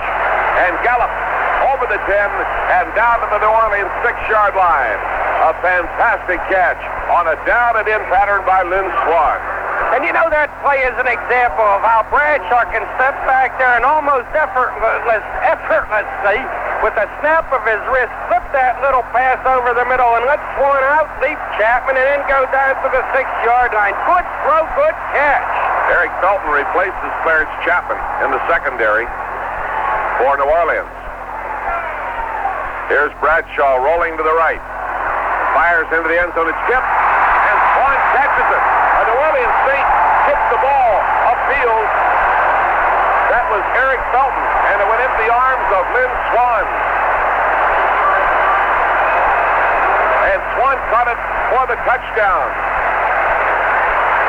Let's recap. Was it Felton who tipped it? And it had enough power on it as he tipped it, we'll say, at about the 5-yard line, and it continued its trajectory on a slight arc into the arms of Swan, who was covered but made a fine catch. So the Steelers take a 9-7 lead, and Girella will go for the point after with Colquitt holding. They aim at the goalpost to our right. The ball is down. Girella kicks. It's up there, and it is good. The Steelers lead the ball game 10-7. We'll be right back. You'll find innovation at the Imagination Station. Your Chrysler Plymouth dealer is the Imagination Station, where you'll find innovative and imaginative new cars from 1979, like Plymouth Horizon. Horizon is the first American car its size with front-wheel drive. That means Horizon will give you solid handling and stability on all kinds of roads in all kinds of weather. But Horizon not only gets you there, it gets you there economically. EPA estimates rate Horizon with manual transmission at a remarkable 38 miles per gallon highway, 25 cities. Of course, your actual mileage may differ. If you want to go in comfort and confidence, put Plymouth Imagination to work for you with a 1979 Plymouth Horizon. Origination, innovation, recreation. At the Imagination Station. Imagination. See your Steelerland Chrysler Plymouth dealer. So here's how the touchdown pass went. Bradshaw lobbed it over the head of an onrushing New Orleans lineman, but downfield, a linebacker, I believe it was, managed to leap up and get a finger on the football and deflect it, but it continued on its flight, and Lynn Swan, surrounded by cornerback Eric Felton and strong safety Ray Brown, went up in the air and outfought them, came down with his second consecutive sweet catch after a few moments earlier, blowing an easy one. So Swan with a 22-yard catch, then a 6-yard touchdown catch. Girella kicks off left to right, high, rather long. Chandler under it at the goal line, over the 5, the 10, the 15. Cuts to the right to the 20 and is out of bounds on the far side of the field at the 23.5-yard line. Chandler chased to the sideline by Larry Anderson. Goes out of bounds. Randy Rudershan over there on the play, too. And now the New Orleans Saints take over the football, and the crowd comes alive. The 10th consecutive game in which Bradshaw's thrown a touchdown pass, and it goes to Lynn Swan, who leads the team in receiving. His 45th catch of the season, his 8th touchdown reception of the campaign. The New Orleans Saints, who are tough, moving right to left. They'll run out of the I formation. Muncie at the top of the I. Manning is the quarterback. Pitch back to Muncie, running to the left. Galbraith is the blocker. He swings around the corner, flag down as he crosses the 25 and goes out of bounds at the 31-yard line. Mel Blunt and Donnie Shell made the defensive play, but there is a call out on the field. It's a holding call against the New Orleans Saints, and that will cost the Saints 10 yards.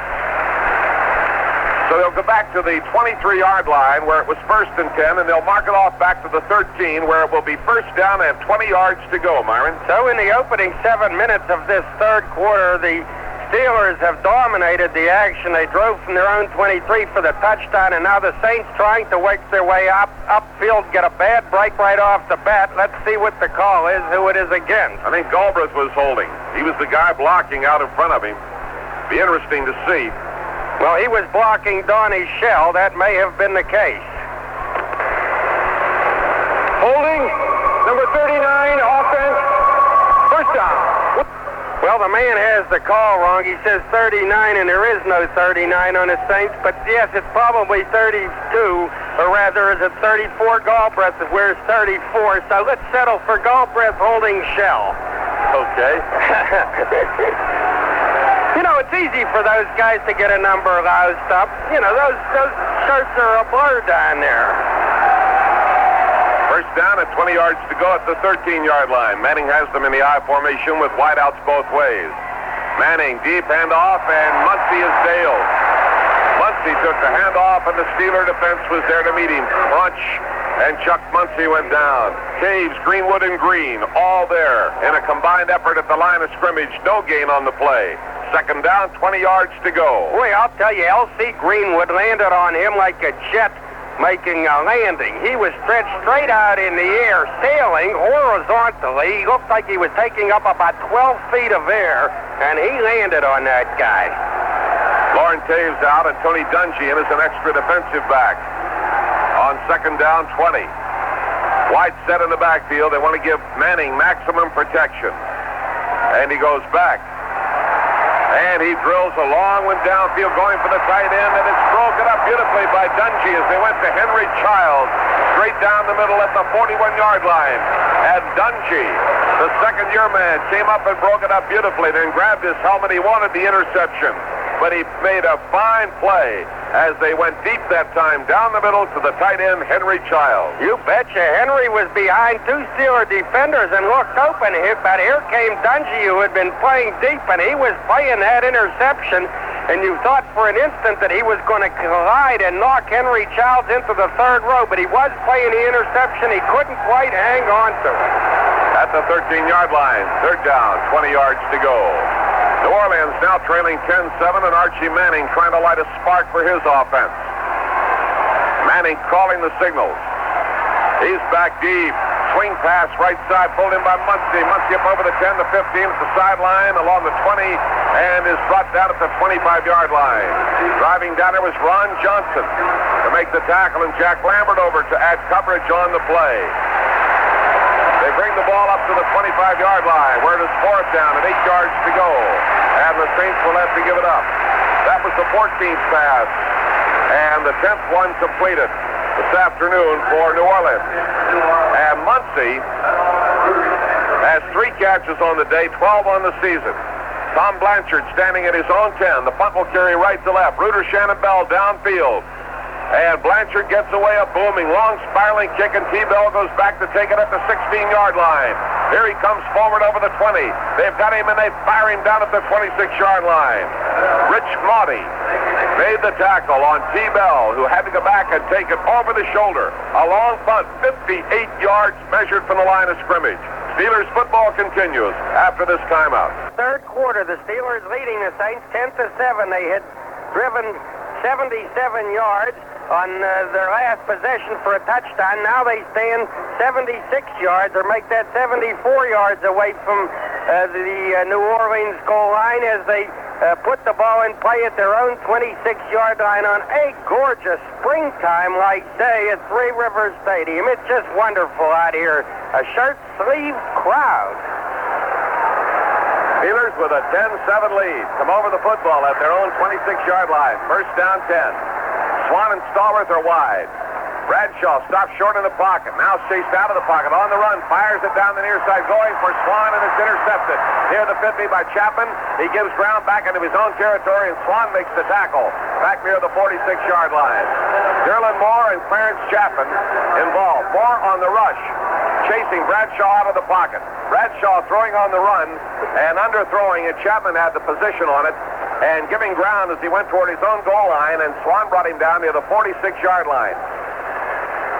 Yes, Derlin Moore landed on Bradshaw, but just after he let the ball go, I don't think that Moore was putting all that much pressure on him to cause him to throw the ball badly, but he throw it badly he did, and we'll be right back.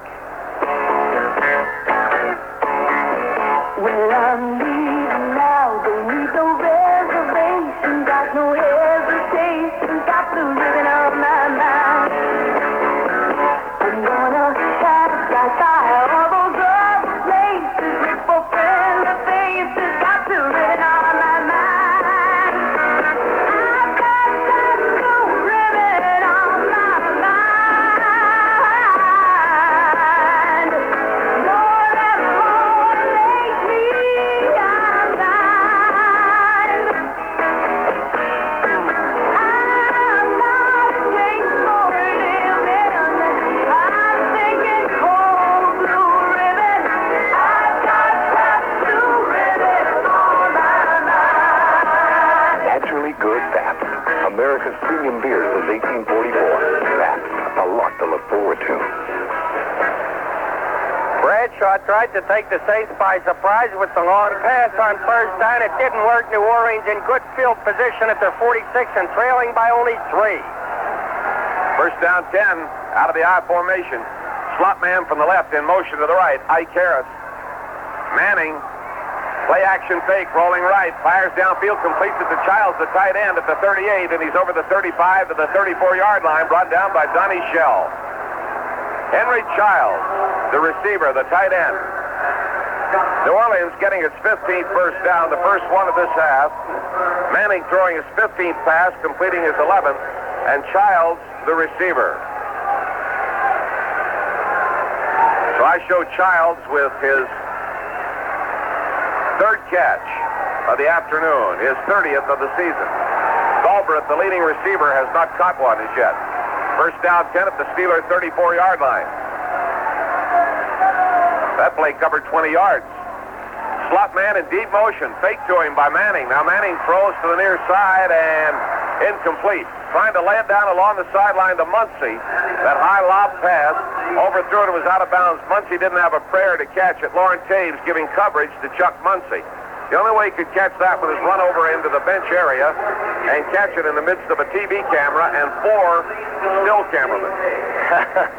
Well, I'll tell you, Manning is throwing from a lot of play action. On a 20-yarder to Henry Childs, he had Ike Harris in motion from left to right. Then he faked to the running back. Then he hit the tight end. On this play, he faked to a couple of guys before he threw that pass on the sideline. So he's using a lot of finesse in there. It is second down 10.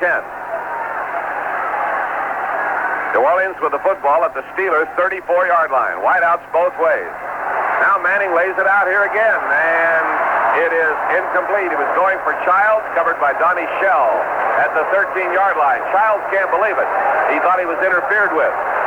Well, the Steelers had to blitz on that time, and they were picking it up pretty well where the New Orleans offensive lineman and the back that Manning held in, but I think Manning rushed it just a little. He saw that blitz coming, and he popped the ball up high in the air real quickly, and there was a battle downfield for it, and then fell incomplete. So the Saints facing third down and 10 at the Steelers' 34-yard line. New Orleans coaching staff yelling at one of the officials on the far side of the field. They're not inviting him to Bourbon Street. They are unhappy. Third down 10 at the 34. Tinker Owens to the right, Ike Harris to the left. Running backs, Muncie and Galbraith. Manning is back. Now Manning fires deep. This one may be intercepted. Dungy knocked away from him by Mel Blunt. Dungy had it zeroed in, and Blunt didn't see him. Blunt was backing up. And he tried to make the catch, and it was incomplete. But Tony had it zeroed in, but Mel was backing up and didn't see him. Exactly. Tony was going into the corner of the end zone very easily, like a left fielder moving down the foul line to settle under a nice high pop, but all of a sudden, here came Blunt trying for the interception himself and not getting it. So he was going for Henry Childs, and the pass was way off its mark. Steve Mickemeyer will try a 51-yard field goal from the 41-yard line.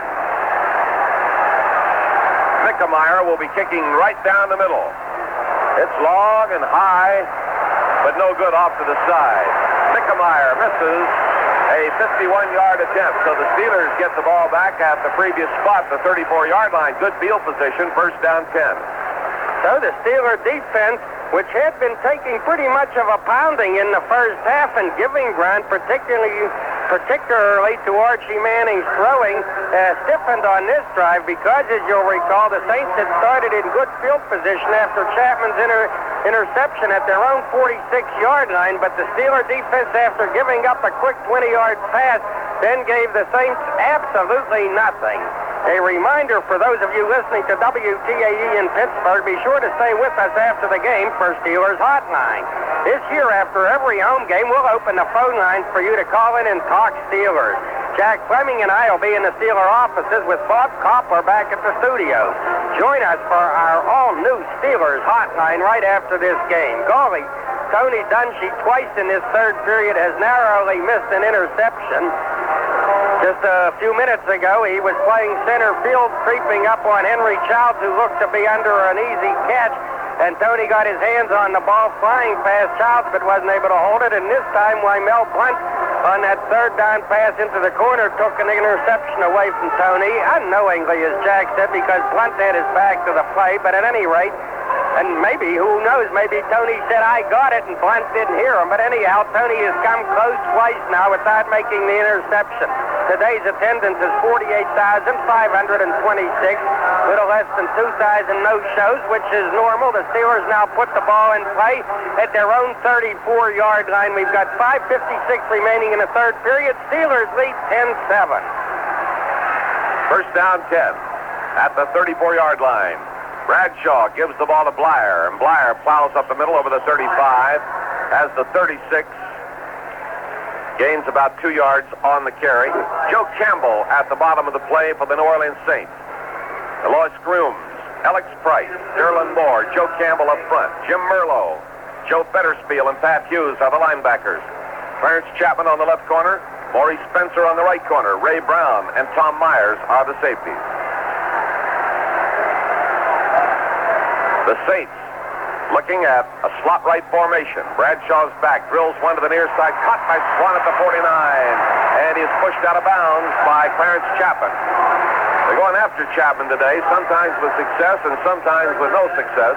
Mark that one out at the 48-yard line, where it is first down 10. All Chapman had to do was give Swan a little push and have him out of bounds, but he gave him a big, strong hit. And why not? You know, if the guy's going to catch the pass on you, let him feel something. And Chapman, let Swan feel something. Swan has caught 3 in a row now, his 44th, 45th, and 46th of the season. One of those a touchdown catch. The give to Franco with Mullins blocking. Franco running to the left, makes his move. He's over the 50 and to the far side out of bounds at the New Orleans 45-yard line. Workman-like job by Moon Mullins, pulling and blocking for Franco Harris. A 7-yard gain on the play to the far side of the field before Maurice Spencer, the cornerback, forces him out of bounds. It is second down and 3 yards to go. You betcha it was a big, strong block by Moon on Joe Fettersfield, the linebacker, and then farther downfield, Johnny Stallworth giving him a nice block, too. So it was a good run, a well-put-together play. Colt, Davis, Webster, Mullins, and Finney, the interior line. Grossman is the tight end and a strong right formation. Wideouts both ways for the Pittsburgh Steelers. Bradshaw calling the signals. Harrison Blyer in the backfield, and Bradshaw gives to Franco. Hits into the middle, breaks one tackle, spins forward. He may not have the first down, but he gets 2.5 yards out of the play. Pat Hughes, the linebacker, plugged the gap and brought him down around the 42, maybe the 42.5-yard line. They have marked the ball down, and the official calls time, and they will bring the sticks in for the far side of the field. Next Sunday afternoon, next Sunday evening, it will be late. The Steelers and the Rams from Los Angeles. We'll be there live, fighting what they call the jet gap. It is short of a first down.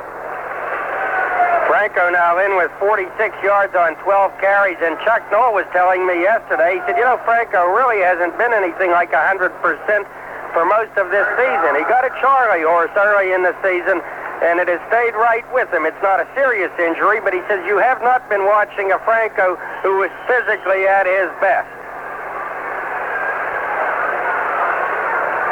When you get to L.A., Myron, on Saturday night, I want you to go to bed early because you're 3 hours ahead of yourself or behind yourself. Two tight ends, short yardage formation. Harris pulls through the middle, over the 40, and goes down to the 37-yard line. Tom Myers made the stop as Harris went for the first down and got a little more down to the 37-yard line. The Steelers in now with 13 first downs. And Pittsburgh at the New Orleans 37. Not to interrupt this drive, but I may not be in New Orleans Saturday night, or rather in L.A. I expect I'll be in Vegas, and you wouldn't want me to go to bed early in Vegas, would you? Huh? The game's not in Vegas. It's the game the next day. I can be in Vegas. Bradshaw is back deep. He's pointing. Now he's throwing. And coming back, Blyer makes a diving catch at the 26-yard line. It is good. Blyer making a diving comeback catch at the 26-yard line at grass level. Tom Myers covered him. It is a first down at the 14, or rather at the 26-yard line, the 14th first down. Bradshaw now 11 of 15, and Blyer in with his second catch of the afternoon.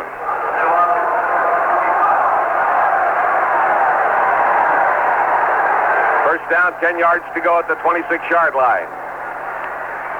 Bradshaw drops back again. Now, throwing downfield to the 11-yard line. The ball is pulled in by Randy Grossman, the tight end, covered by Ray Brown, and Grossman makes a great catch as Bradshaw appeared to throw it a little bit low. And possibly that's his way of protecting the football, because Grossman went down near the turf and made the catch at the 11, another first down. Holy cow, two catches in a row that were really nifty. Shoestring jobs by Rocky and Grossman. Bradshaw now 12 for 16. Randy Grossman has his second catch of the afternoon, his 17th of the season. He's just gone past Benny Cunningham in receptions. Cunningham with 16. Bradshaw at the 11-yard line gives it to Blyer, and Blyer hits through the middle, spins, and goes down to the 6-yard line. Rocky Blyer stopped by Joe Fetterspiel, and Tom Myers takes the ball down to the Saints 6-yard line.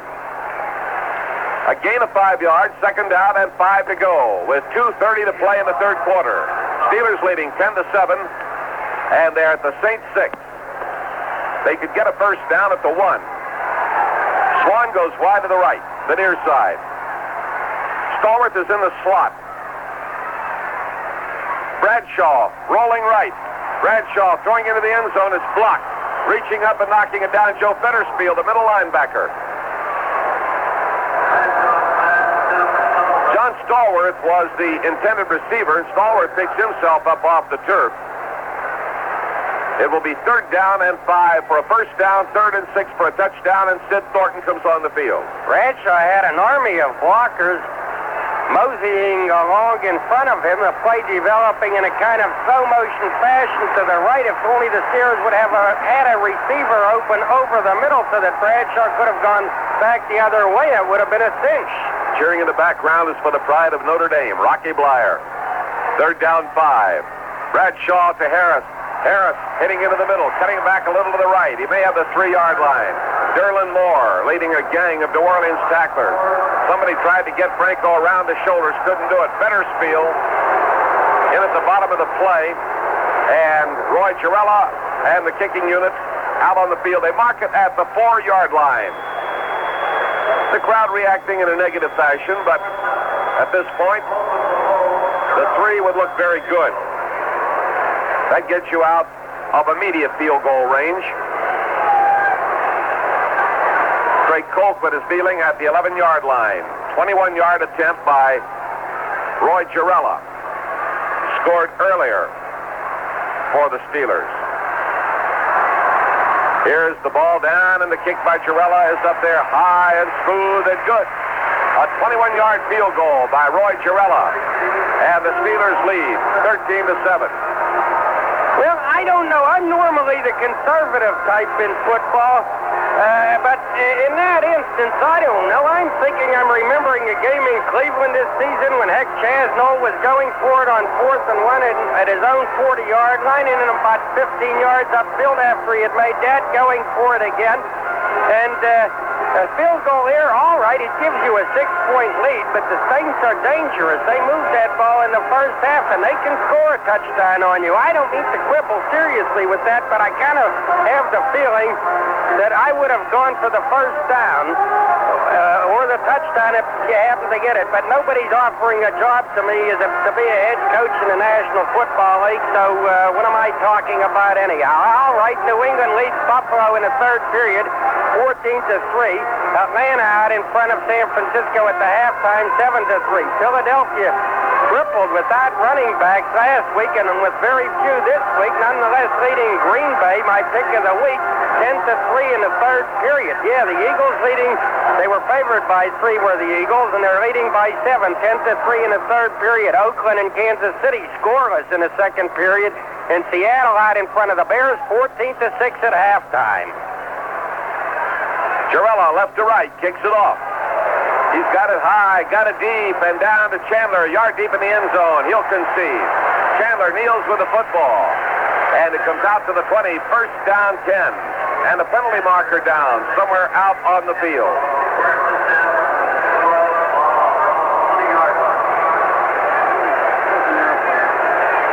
Tom Leslie signals the penalty marker down. It was a paper airplane.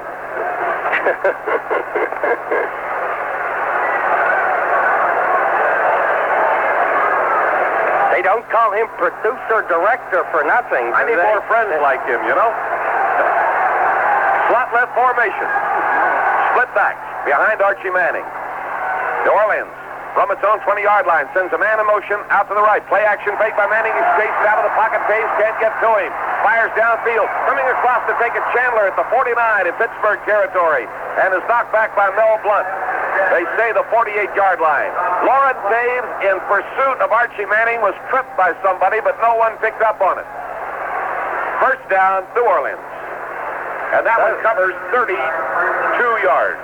All right, Archie coming back dramatically here. Not going to fool around with the football down there, even though he was pretty deep in his own territory at the 20-yard line. He wants to get something going, as he tried to at the very start of the football game. Chandler getting his first catch of the day, his 9th of the season. Out of the eye, the pitch back goes to Chuck Muncie, right into the left. Makes his cut to the 45. Drags a man with him out of bounds at the 39-yard line.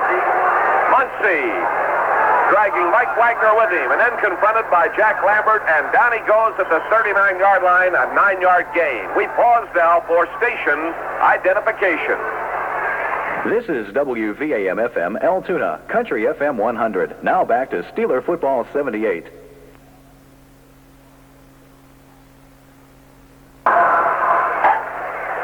Second down and 1. New Orleans with the ball at the Steeler 39.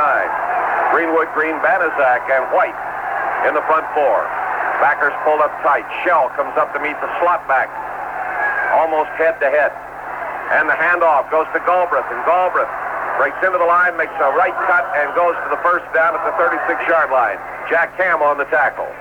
That is the 17th first down for the New Orleans Saints.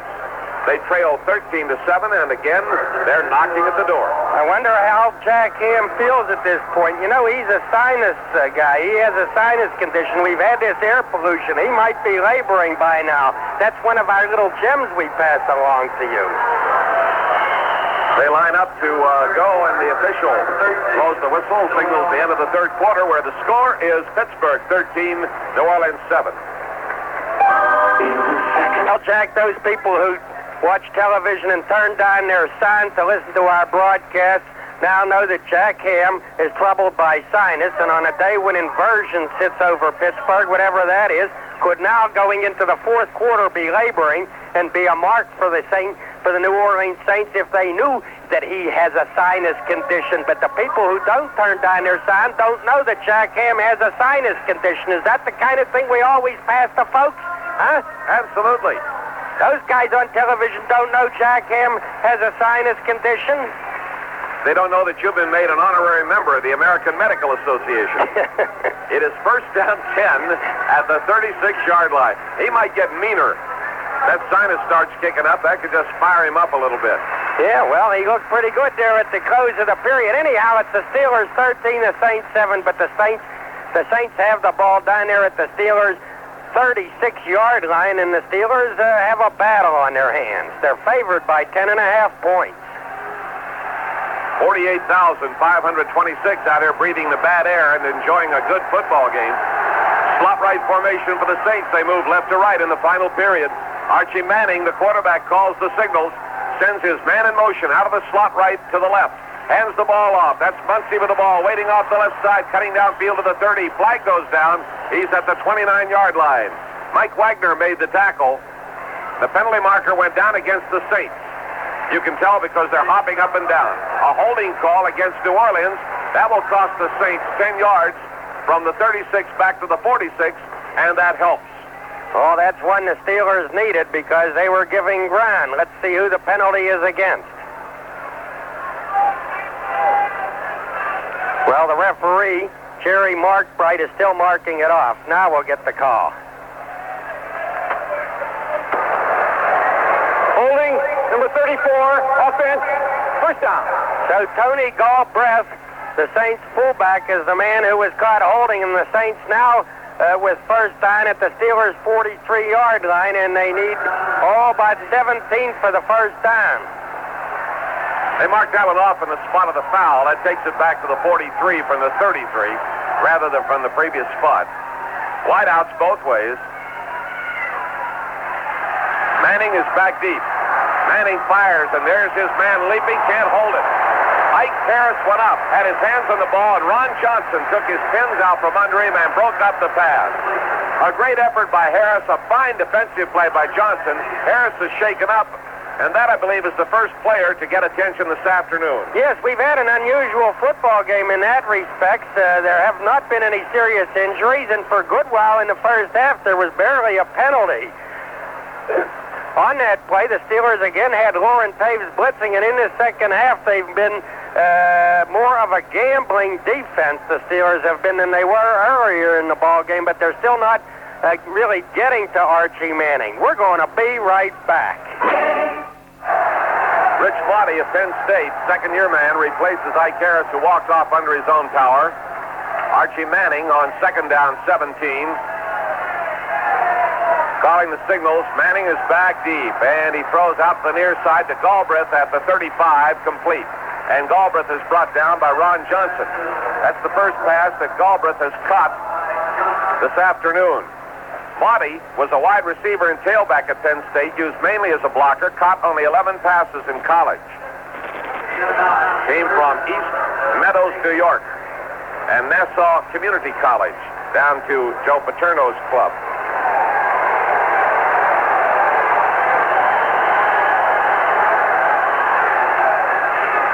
New Orleans coming out of the huddle, and the official signaling a timeout for the Pittsburgh Steelers.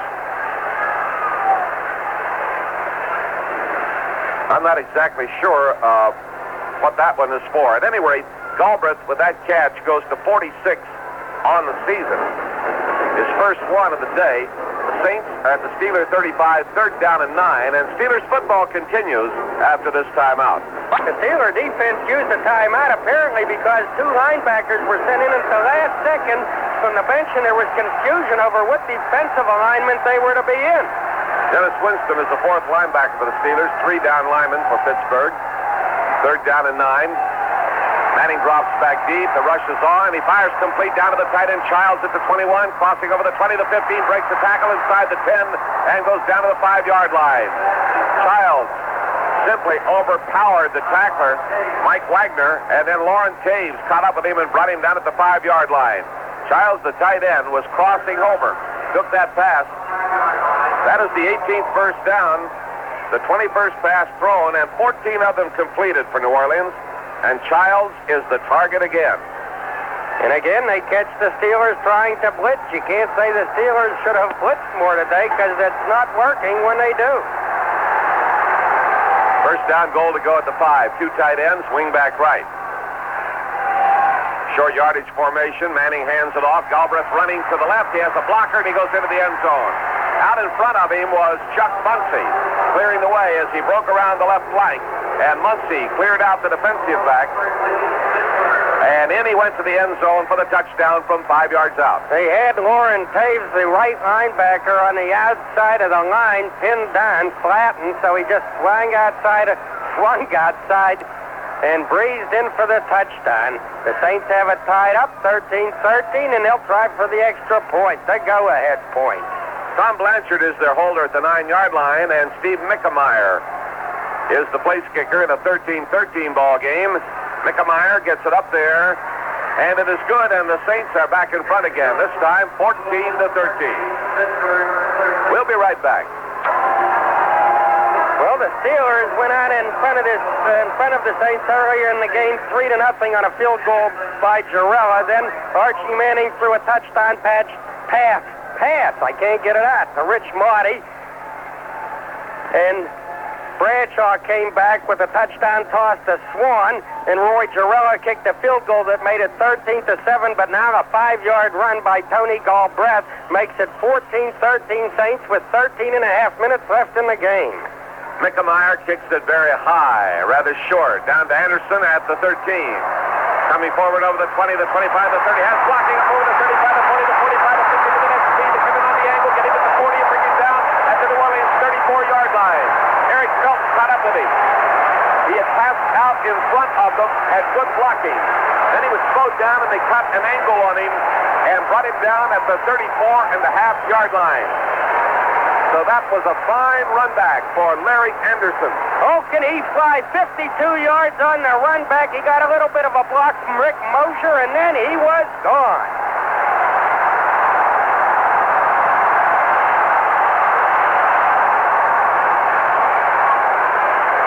First down, 10 yards to go. Steelers hand off to Blyer, and Blyer running to the right. He's in trouble, puts his head down, and manages to fight his way forward for a yard or so. Alex Price, 6-year veteran from Alcorn State, making the tackle at the 33-yard line. It's going to be second down, 8.5 yards to go for the Steelers. 12:55 to play. New Orleans up 14-13, and Larry Anderson with that fine run back puts the Steelers in excellent field position. Call it second down 9. Bradshaw giving it to Blyer, this time over the right side, out over the 30, the 25. He goes to the 20 and down at the 19-yard line. Ray Brown and Tom Myers stop Rocky. They open it up beautifully for him over the right side. And Rocky takes it inside the 20. The Rocky Blyer running show. 16th first down of the afternoon. 71 yards for the Rock unofficially on 14 carries. Wide out, Swan right. Stallworth to the left. Bradshaw to Franco, puts his head down, hits off the left side, and goes to the 16-yard line. Pat Hughes there to beat Franco Harris after a 3-yard gain. Fettersfield comes out of the play. They spot the ball at the New Orleans 16. We're to second down and 7 yards to go.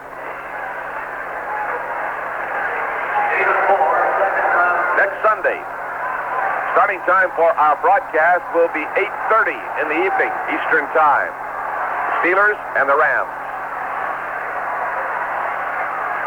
Bradshaw calling the signals. The give is inside to Harris, breaks the tackle, spins, and then they close in on him. Down on the ground and lost the football, but it was a dead football. Harris was down on the turf. Hughes and Reese hit off a one-man and was hit by a mob of them. Will mark the ball at the 14-yard line. Jerry Mullins came up with the ball, but it was already dead. He was on the turf. Well, it skittered right over to Moon, and just to be on the safe side, he fell on it very alertly. So, all right, it's at the 14-yard line. Make it the 13.5, third down and 5. This time a slot right formation with Stallworth in the slot, and Bradshaw drops back. They're coming after him. He fires, and it's incomplete. In going for Swan at the 8, and Clarence Chapman made a quick move in front of Swan, had his hands on the ball, deflected it, and it's incomplete. So it is fourth down and 5, and here comes Jarrella with an opportunity to put Pittsburgh back in front. Swan was complaining to the official on the play, to the linesman, saying that Chapman wasn't treating me very nicely here, but the linesman pays no attention. Jarrella going to kick from the 22-yard line, a 32-yard field goal attempt. Ray Colquitt is the holder. A 32-yard attempt by Jarrella down the middle. Ball is down. Jarrella kicks it.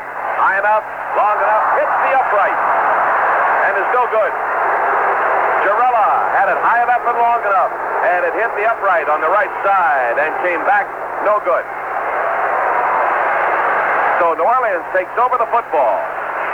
And last week, against the Kansas City Chiefs here at Three Rivers Stadium, Roy hit that same upright, the left upright, in the end zone down to our left when he was attempting an extra point. It happened again, and this one is really crucial because the Saints are leading the Steelers with 10 minutes and 43 seconds remaining, 14-13, and though they have the ball back at their 20-yard line, they've shown an ability in this game to move the football and possess it, to eat up the clock, and also to score. They don't have a lot of points on the board. They have 14 points up there, however, and they were hard-won points.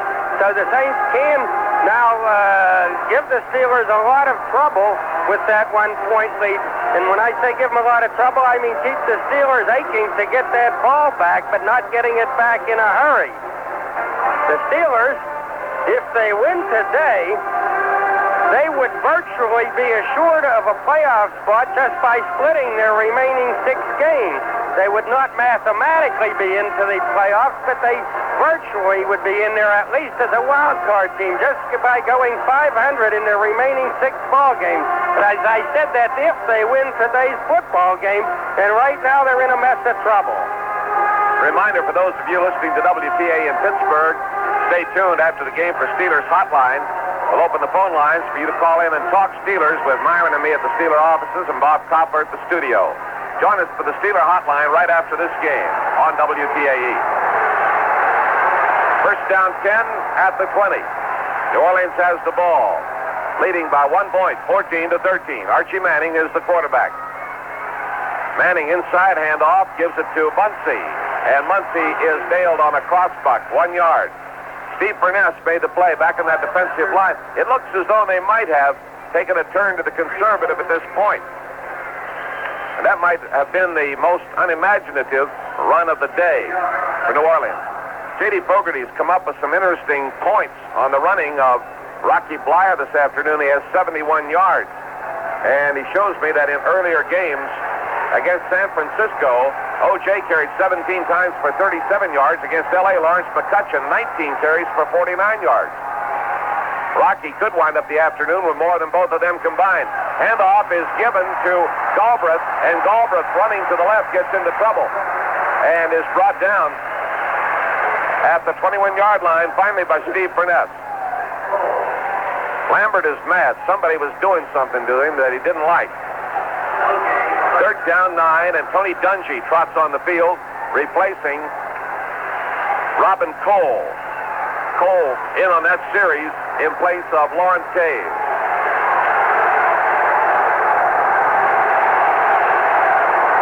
Third down 9, the crowd coming alive, chanting defense. Manning sets his pup. Ike Harris is back in there.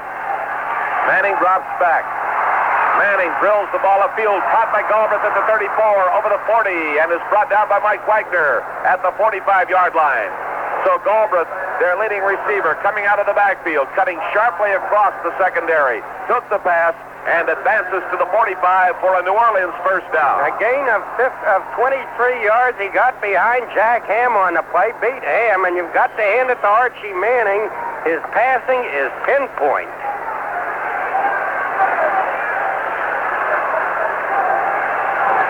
So Galbraith, who had not caught a pass all afternoon, has had 2 out of the last 3 catches.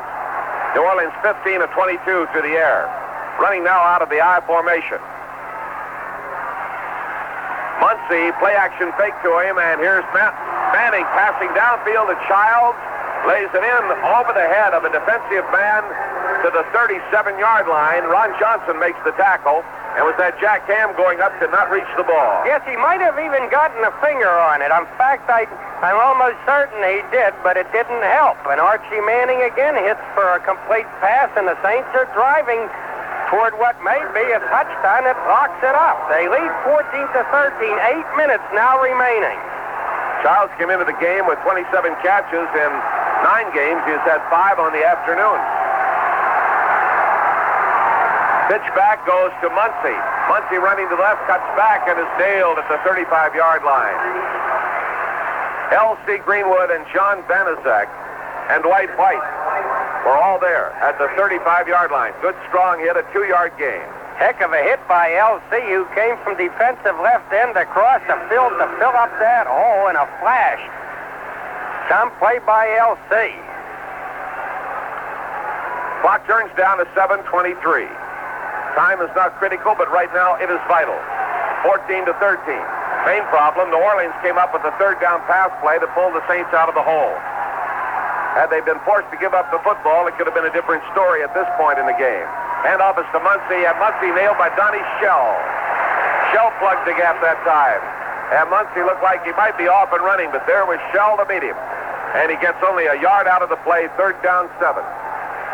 So the pattern continues. The Saints are not biting off huge yardage with their running game. It's Archie Manning's passing that is the threat. He's now in a definite passing down, 3rd down and 8. He is 16 for 24. That's 67%. Dungy in, Robin Cole out.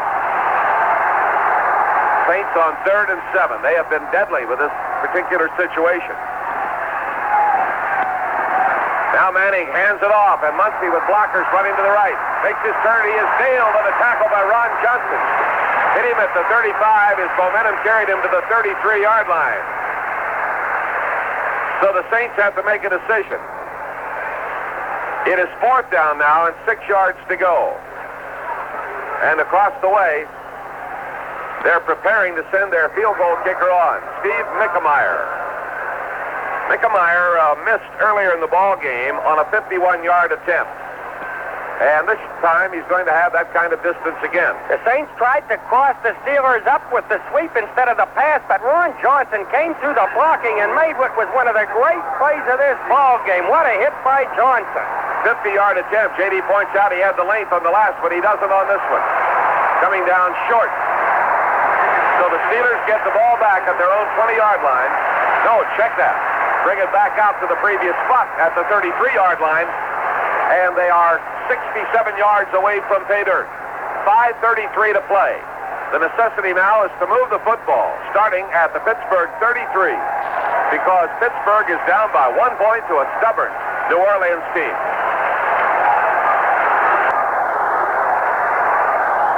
Pittsburgh out of the huddle. Colt, Davis, Webster, Mullins, Finney in the interior line. Bradshaw drops back, flips it out to Stallworth, the left flat. He breaks the tackle and goes to the 35. He was down in his haunches. I think they tried to set a screen for him. It was late forming. He was getting up, was hit, and broke that tackle and came forward for about 2 yards. 2nd down 8. Jim Merlo and Ray Brown on the tackle. That is the 19th pass tried. The 13th caught. And Stallworth caught the first one of the afternoon. He has 2 on the day. 2nd down and 8 yards to go. Bradshaw dropping straight back this time. Looking. Now drilling it up to the 40-yard line to Franco. And Harris is brought down by Jim Merlo at the 40-yard line. On Terry's 20th pass. And Harris catching the ball. Franco showing 4 catches on the afternoon. New England now leading Buffalo 14-3 in the 3rd. Atlanta leading San Francisco 14-3 in the 4th. Blyer moves up into the close slot on the right side. And Bradshaw drops back. Bradshaw steps to the left and throws to Randy Grossman at the 50. Breaks the tackle, comes to the 45, the 40, and brought down at the 38-yard line. Grossman got it and dragged the tackler with him. Ray Brown he was dragging, and Jim Merlo came over to help bring him down, and a great play by Grossman takes it to the 38-yard line. And it was Merlo, the linebacker, trying to cover on the pass. Grossman beat him to it inside him and then made a nice move around him to escape, and Merlo had to come up from behind to help out on the play. The Steelers first down at the 38 of New Orleans. First down 10 at the 38-yard line. near hash mark to give to Blyer. Again, that hole is there, and Blyer fires through it down to the 30. Jim Merlo and Tommy Myers make the stop. And the Rocky Blyer running show continues. 3:20 to go. The ball at the 39.5-yard line, and Blyer picked up a solid 8 yards on that carry. Second down and 2 yards to go. And Blyer is now in with 79 or 80 yards. The give to Blyer. This time they hit him, and he keeps going. Second effort, and it takes him almost to a first down. Driving through that time, Alex Price hit Blyer shy of the line of scrimmage. But he shook loose and kept driving forward, took it almost to the 27-yard line. Grooms and Brown made the stop. Blyer has a first down, number 18 for the Steelers. And they have the ball at the New Orleans 22 with 2:52 on the turning clock. Well, Jack, I hope I don't miss the touchdown. I'm going to have to run downstairs, but that was some running by the rock. Bradshaw sets his club at the New Orleans 22-yard line. First down, 10. Bradshaw gives the ball to Blyer. Blyer crossing and slanting into the left side to the 25-yard line. Fetterspiel and Hughes team up to bring him down. He gets 2 yards on that carry. Mark it at the 24.5-yard line. A 2-yard gain, second down, and a short 8 to go. Blyer is now carried for 84 yards on the afternoon, and the clock turns down to 2:15 to play. Steelers have Swan to the right, Stallworth to the left. Blyer steps into a close slot on the left side. On the second down play, Bradshaw is back, has time, throwing to the far side, and Swan on a comeback at the sideline could not get to the ball. Had Chapman and Merlo covering him over there. So the pass is incomplete. The 2-minute warning has been sounded for the automatic timeout down on the field. Steelers football continues after this timeout. Attention. Dr. David Huber working intently on the area around L.C. Greenwood's left eye down on the bench. Apparently got a cut in that area. We'll be back after this pause on the Steelers Football Network. This is WVAM-FM Altoona, Country FM 100, your station for Steeler football in 1978. Big play for the Steelers. Third down and 8 yards to go at the New Orleans 24.5-yard line. Bradshaw's back. The rush is on. He has to unload it. He does to Blyer at the 19. Blyer at the 15, the 10, the 5. Blyer going in for the touchdown. Blyer came over and beat Tom Myers, the free safety, at the near side of the field. Myers crouching down in dejection as Blyer took that pass, went to the sideline, and galloped into the end zone unmolested, capping a great afternoon for the Rock from Notre Dame. Just a perfectly executed play and a great run by Blyer as he beat his man, took the pass just inside the 20, went to the sideline, and went in unmolested. Blyer scoring his first touchdown on a pass. He's had 4 of them rushing on the season. 19-14, Girella will go after the point. Croak with the holder at the 10. The ball is down. Roy kicks it. And it is good. The Steelers take a 20-14 lead over the New Orleans Saints. That was the 23rd pass thrown, the 16th caught, the second touchdown pass. Blyer making his third catch of the afternoon and his first touchdown catch of the season.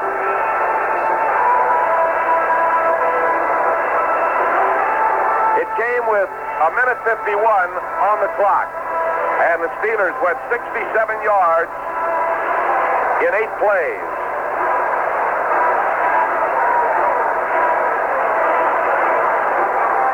That was after a field goal try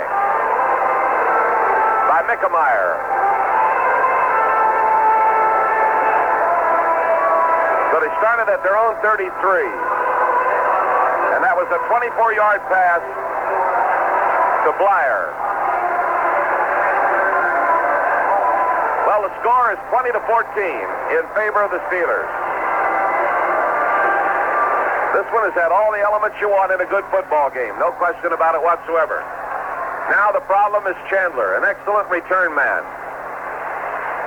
Will Girella kick it away deep?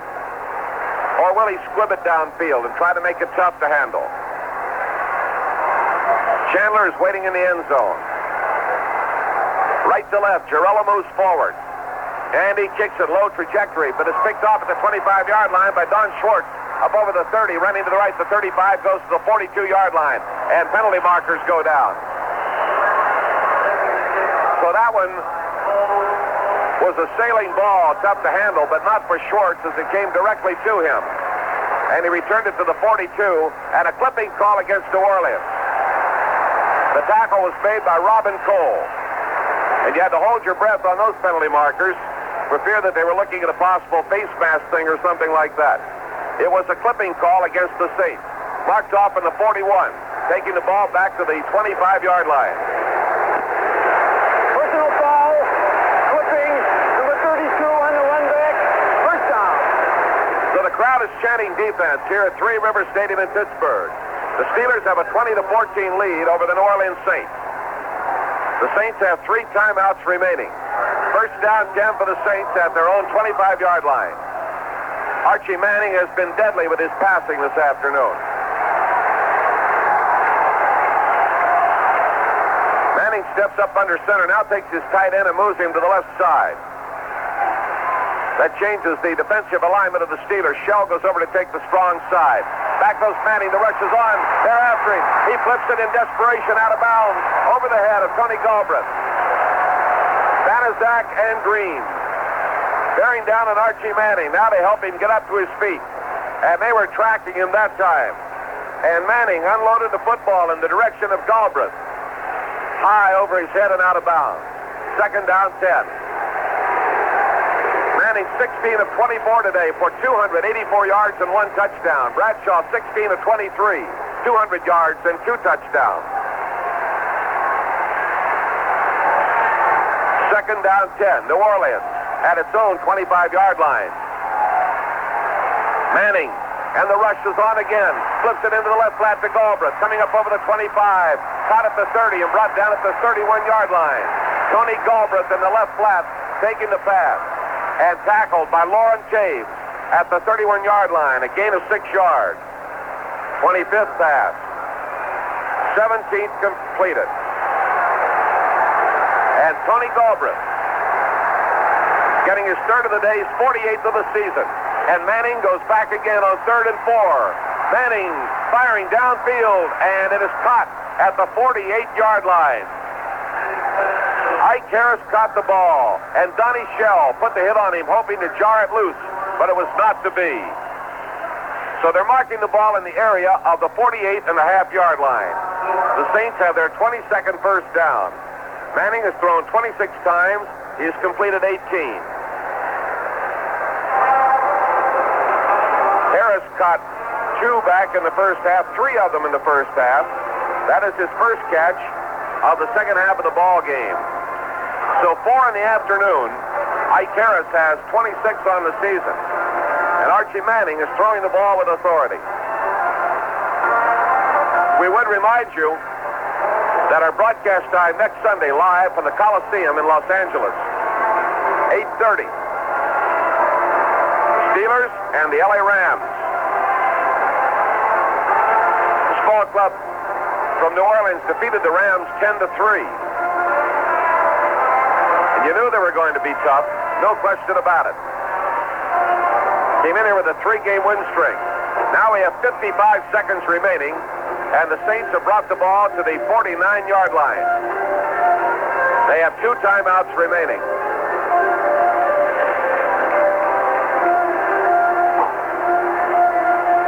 So what a job Dick Nolan has done, taking over for Hank Straff. Installing his own defense. Getting this ball club to believe in itself. Down in the Steeler bench area, Mike Webster taking time to say a few words to Rocky Blyer. Blyer sits there shoulder to shoulder with the rookie, Rick Moser. The veteran and the rookie. And Blyer having one of his finest days.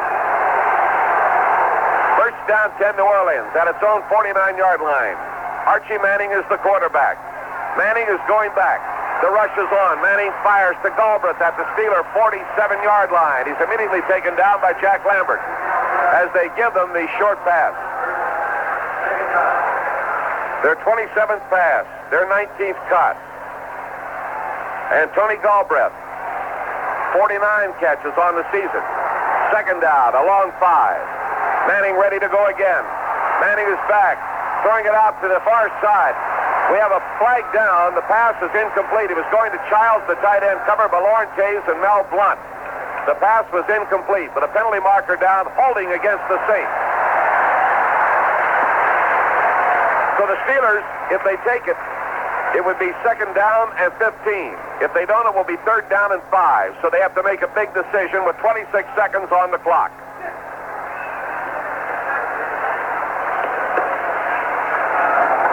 Let's see what the decision is going to be. They are marking off the 10 yards. Back to the New Orleans 43-yard line. So a holding call against the New Orleans Saints. And they're up to 75 yards in total penalty yardage on the afternoon. It is second down and 15 yards to go. The Saints are at their own 43-yard line. 26 seconds remaining to play. Out of the huddle comes John Hill, the 245-pound center from Lehigh. Steelers have 5 defensive backs. Tony Dungy is in there. Manning is back deep. Now he fires one up to Galbraith off his fingertips at the 48-yard line as Ron Johnson came up to cover. Galbraith went up in the air, got one hand on the ball, couldn't come close to catching it. The pass is incomplete, and the clock turns down to 21 seconds. Third down at 15, New Orleans from its own 43-yard line.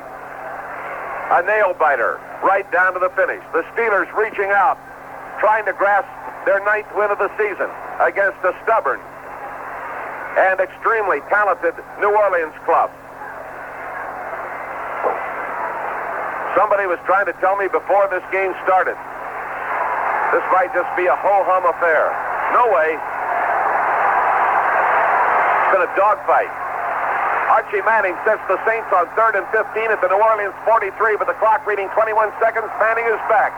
Manning cocks his arm, throws down the middle, completes it down to the Steeler 45 to Henry Childs, who immediately is wrestled down to the turf by Jack Lambert, leaving the Saints short of a first down. L.C. Greenwood is hurt. Got hurt on that pass rush. Greenwood had earlier been getting attention for an apparent cut around his forehead area. 11 seconds remaining in the ball game. 11 seconds.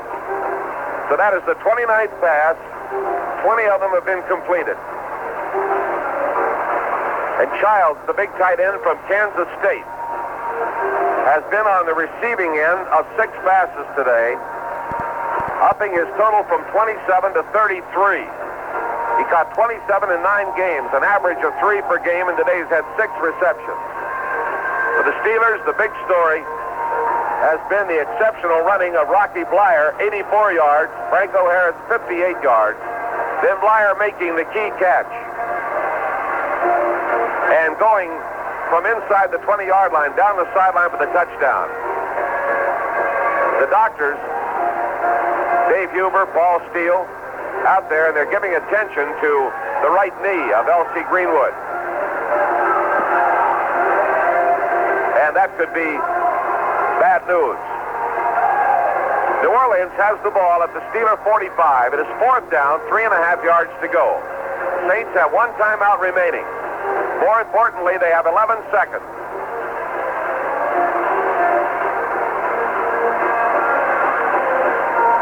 You've almost got to think that they've got to try to go all the way.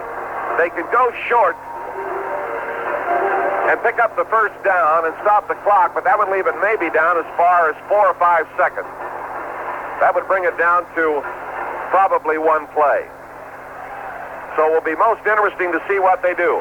4th down, 3.5 yards to go. And L.C. Greenwood is getting help coming off the field. It is the right leg, injured.